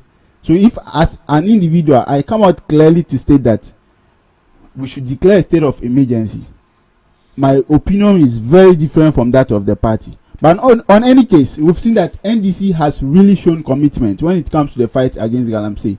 And it's a process. When it happens that all these measures that we are putting in place, we've been able to claim 9 forest reserves. We've been able to seize about 400 excavators and 1,000 water pumps. And not long ago, the agri minister distributed those water pumps to our irrigational farmers. Unlike MPP, if it was MPP by now, they would have sold it to party people. They would have sold it to police station agents. But I've seen that the NDC as a party is committed to delivering its work. Water gas has successfully been inaugurated, and today they are working fully. We've also seen that they've established anti-Galamsey secretariat in this country. So you see, these are some of the measures that the party and the government is putting in place in order to fight against Galamsey. And when there's a need be for us to declare a state of emergency, when we exhaust all these mechanisms and we've seen that there's no successes, and whatever that we are trying to do, our efforts are not getting in place, NDC is a listening government, or the party and the government is a listening government. We listen to the people of this country, and we declare a state of emergency, and whatever that we have to do to protect our forest reserves, we'll do it. So at what point do you want to get to before you declare a state of emergency? Like I said, measures are being put in place, and just like Ablakwa stated, you see, our Chinese people, they are majorly one of the contributors to destroying our water reserves. Yes. Believe me or not. Yes. My brother said they had nothing to do in it. We've seen in the case of Aisha Wang, where she was clearly deported in this country. Within a short while, she found her way back to the country, simply because our borders or our embassies wasn't tightened. So you see, if some of these measures and some of these policies are being in place in order to clearly scrutinize and clearly screen individuals to make sure that when they come into the country, they won't be engaged in any Galamsey, is a policy on the right direction. Because on any day, if it happens that these our Chinese individuals come into the country and destroy our water bodies, it's going to affect me, it's going to affect you, and it's going to affect whoever is out there. But for the Chinese, it won't affect them. When they destroy our water bodies and they've gotten the resources that they want, they'll go back to their country. Exactly. So these are some of the measures we clearly need to put in place. And when we see that these our measures is not yielding effort or it's not yielding results, then we can come on and declare a state of emergency. And NDC on any day, if there's a need be for us to declare a state of emergency, that will be done. So from what you are saying, where we've gotten to as a country with the fight against Galamsey, I'm surprised. I understand for the fact that declaring a state of emergency is a bit difficult. It's a bit difficult. Yes, it's difficult. But these people are actually killing us. You get me? Yes. These Galamseyers, they are killing us. They are destroying our water bodies. And yesterday we read in the news that the water TBDT that has to do with the increase in the tariff from the Ghana, the chemicals alone they have to for treatment, to treat this water for it to be purified for human consumption. Those chemicals alone is even a danger to human health. So at this point, if we don't take strategic measures by declaring a state of emergency, we'll start importing water. That is the point we have gotten to now. I understand during the media engagement the president had with the journalists and some of the media houses, he said that they haven't exhausted all their strategies yet. What other strategies do you people have that you have not exhausted? You see, in this country, if you are going to tackle any problem, then you need to tackle it at the root cause. And that has to do with sensitization. If you go to most of these mining communities, they don't see any problem with mining. Why? Most of them don't see any problem with mining. Recently, I was in Takwa, and I happened to engage some of the individuals who were engaged in some of these activities, and it was very appalling to hear from them. Most of them feel like it's very normal to engage in this. And NDC has and a part. destroying water bodies. Exactly. Most of them, they don't, because at the end of the day, they are strengthening their financial position. Their pocket is being increased. They don't care whatever happens to individuals or citizens of this country. And looking at what you are saying, do you think these people will be encouraged to even stop galamsey? Exactly, and that's why I'm saying it has to start from the root cause. It's not just about declaring the state of emergency. So what is your government doing to solve this out? And that's why they bring stakeholders engagements. We are engaging stakeholders who are into galamsey, or the chiefs and people, the indigenes of various galamsey committees. The chiefs are even playing a major role in even exactly, and that's why we need to let them understand the need for them to stop galamsey. You see, sometimes it's not just about moving ahead to declare the state of emergency. We need to let the person who is involved understand that you getting money in replace of people falling sick, in replace of people getting deformities, is destroying the country. Most of these people, they lack that particular understanding. Most of these people, they has no knowledge about this. So we need to sensitize them and make them understand that if we want to move forward as a country, then we must actually stop galamsey. It's not just about declaring the state of emergency, entering the forest reserves, and start shooting or killing people. No, it's not about that. Strategic measures, like the president said, has to be undertaken. It's a step-by-step process, and when all the steps that are highlighted by the presidency are exhausted, and there's a need be, trust me, NDC as a government will take that particular steps in order to declare the state of emergency. Yeah. Strategy. Let me come. I want to just say just a minute or something. He spoke about the names in the Professor from Bobaton's report. When he brought a report, the president then told him to come out with evidence, because you just can't come out with the report and then do claiming the names in the report are the campaigns. So some of us and most Ghanaians were expecting them that if they come, they will even act on the names that were mentioned on that report. Most of us were expecting that when they come to power, they even act, because the man mentioned names and then the president said they should come out with evidence. You just can't come out that this man is doing mine and this man is doing mine with that evidences. So the president didn't act on that because no evidence was proved, was brought forward. But then that is we're making much noise about this. Now you are telling us that we haven't reached a stage. We are almost 9 months in the government, so we should wait 1 year, Baba. That's like the necessary actions to put in place to curb the situation. Second year, third year, then we are still where we are. Then we are still going to be where we are. For now, 9 months. For 9 months, that water companies are shutting down their treatment plants. You should know that this thing is becoming severe. You shouldn't even wait for another year or even another month to declare the state of emergency.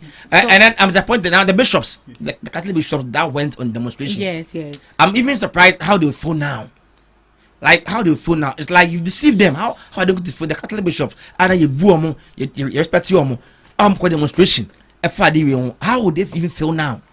All right, so it's very sad. So I just saw this on the front page of a newspaper, the Ghanaian Point.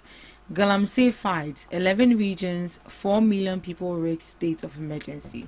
Let national security handle this. President Mahama. So in the coming weeks, let's see. So I'm here to go into the details of the graphic to see. To see what is there. So moving on to our final news item for the day. The last topic we are looking at has to do with NPP's planned September 23rd protest over alleged police harassment. So the New Patriotic Party's youth wing has planned a demonstration for Tuesday to protest what they call state-sponsored police harassment against its members.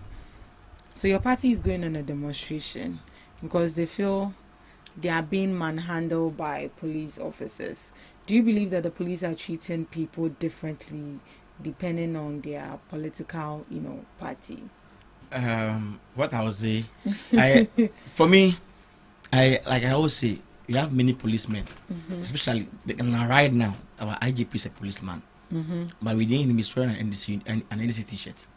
How did you know? Did you see him? From his actions. Should we wait? So far, Zoka was arrested, granted bail. We didn't even hear anything about that until the police granted bail. The day he was arrested, we didn't even hear anything. Yeah, but you saw that in the news. Because the attendant said, when the bandits say yes, be arrested and granted bail. But I didn't see it. He was arrested and granted bail. Unlike Abronya there, even with the IGP. If somebody insults you, doesn't warrant an arrest. If I tell you you're a fool, you cannot arrest me. But the Abronya said you are corrupt. With that, even you can't arrest him, you can sue him for the defamation of character. Back of a black marine, like I don't get the point. The eight people who were arrested at this thing at one of my name client post for my number. Look at how Sebama was arrested. So Bob was it's not could feel Rambo style just because he shared a video. Something I mean how the police is working now is strange. It's strange. You get it? When it's an NDC member, you will not even hear anything about it. Now I say you're arresting the giant or you're arresting even the bail conditions, we don't even hear about it. So far Zoka, the bail conditions, what's him? You didn't even hear about the bail conditions of so far Zoka. The NDC man who's threatened to kill and be the worker of NDC secretary, who threatened to kill and be another emperor and then African Americans, the honorables. No, not Zoka.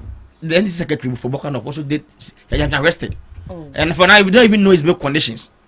Unlike the somebody insulted you. Work of a black marine and a police obey 250 billion.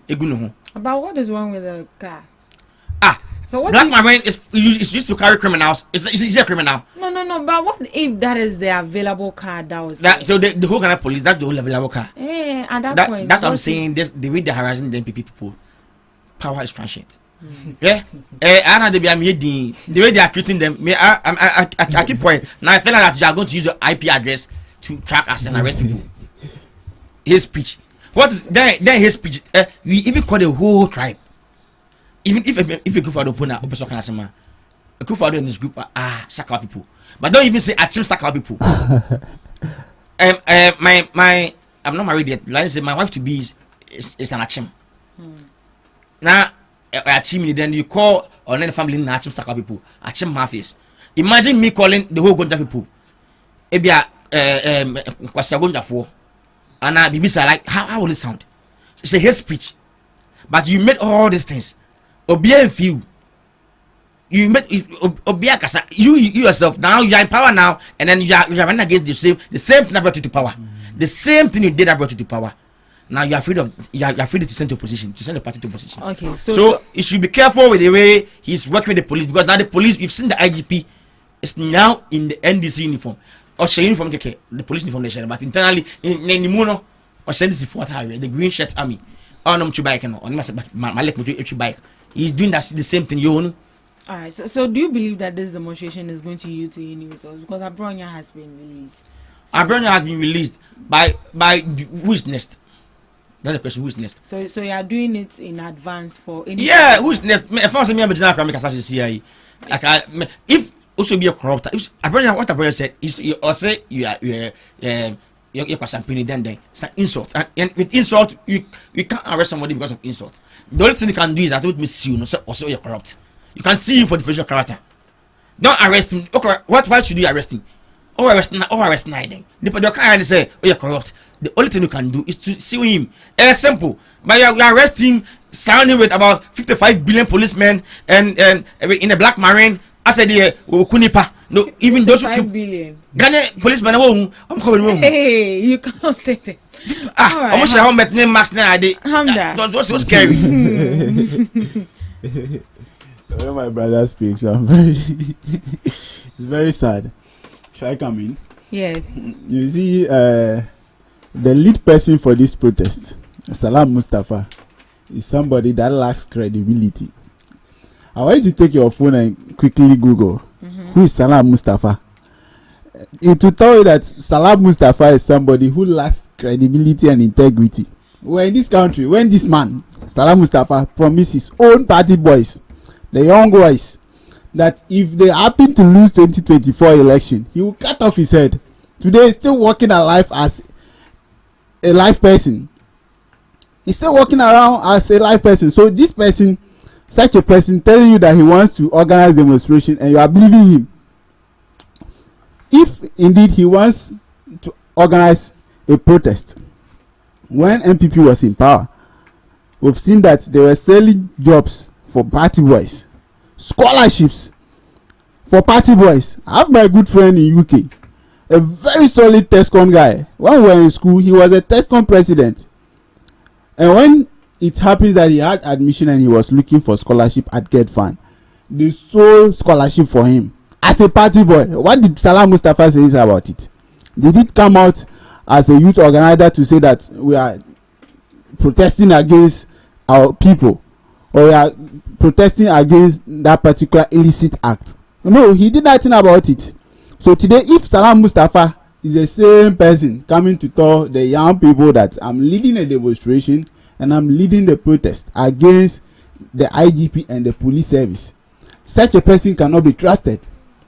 If he tell you that, sit here, I'm coming, my brother, you need to run away with your slippers. Because such a person, if you trust him at your own risk and at your own consequences.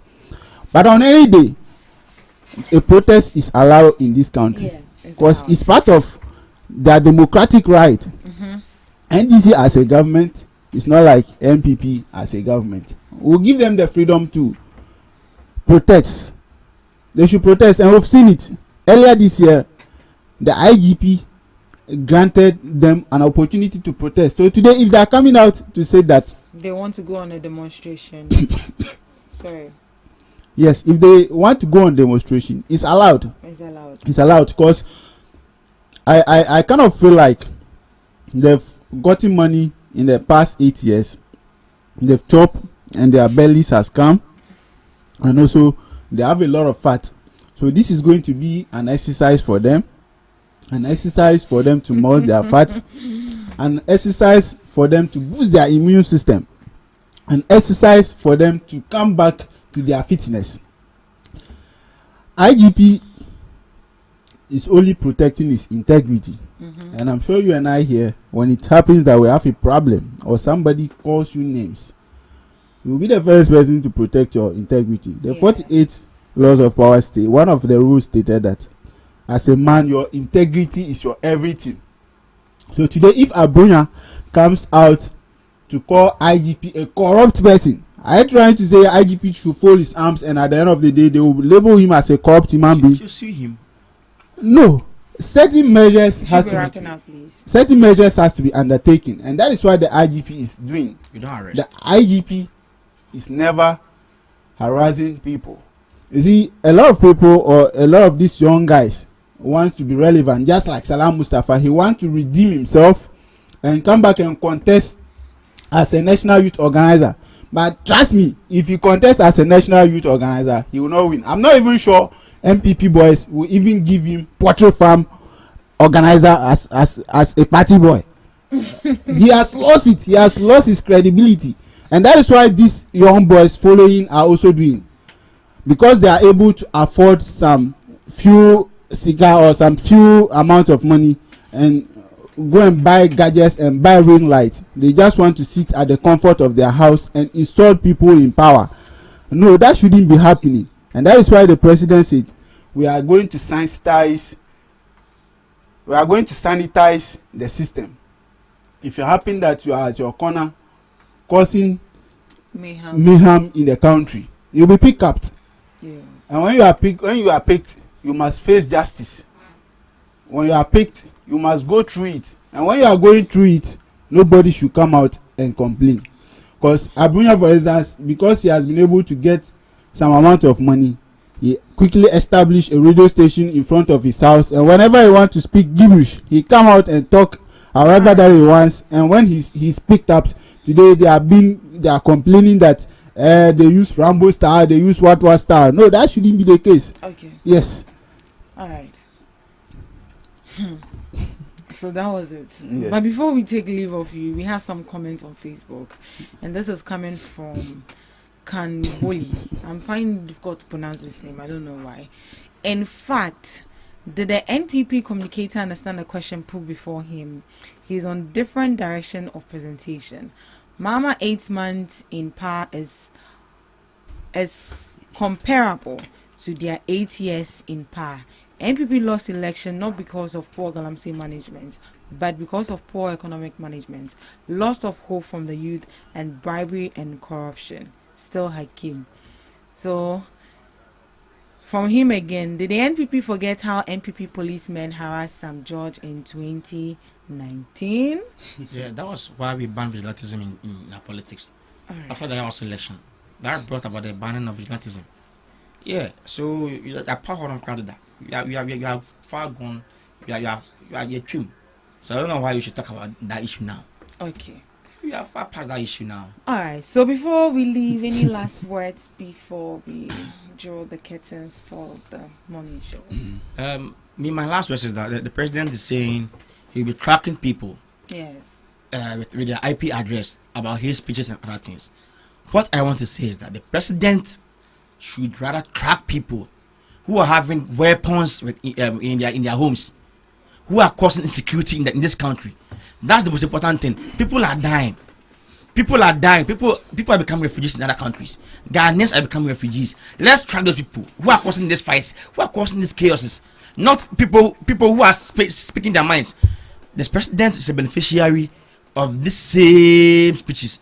Now he wants to arrest people with IP address, track people with IP address. Where the person enfa omo causing tokwa north en kwanta and that then unfair IP address in track you. Na hu ya say obi a working asem say working asem what Abronya did Abronya can be bia or say IGP is corrupt, and if IGP is corrupt, IGP can only sue him. Okay. IGP ain't me arrest no. So the IGP no or Hagana for IGP Shagana for so me no what I will say is that my greetings to Justin Frimpong Kodua, the secretary of the MPP, and also to Commander Prince Obin and Commander Kwame Bequin, the incoming national youth organizer for the incoming regional youth organizer for Greater Accra, and my MP, Honorable Akwesi Osefifa, for my former MP, Amasaman, Namisha Nobe Obia. All right, Hamda, your last words. Yes, quickly, I want to thank His Excellency John Dramani Mahama for redeeming us back on track. Indeed, a lot of people are comparing our 8 months in government to that of the 8 years in government of MPP. This should simply tell you that the government is on track and the government is focused on the reset agenda. And indeed, by the end of the 4 years, we'll see that Ghana will be back on track and Ghana will be great again, and Ghana will be the Ghana that we all knew way back. I want to just extend my greetings and I want to extend my greetings to whoever is watching me out there. Let's keep the movement going. Let's keep the fire burning. And to all my mentors and to all my bosses out there, I want to say a very big thank you to all of you for the support and all the hand you've been giving me throughout my journey on leadership and throughout my endeavors in politics and in any endeavors in life. And to you, Esinam, this is our first time meeting. Yeah. I really hope that this will continue. And when it continues, things will be great, like the way Ghana is moving currently. Thank you. All right. Thank you so much, lovely listeners. And thank you to our guests for doing the talking. And thank you to our online audience for your comments and keeping the show running and for your engagement as well. Let me wish Chelsea bad luck today. And this is where we draw the curtains for the breakfast show. We'll come your way again tomorrow at 7 a.m. Do have a lovely day.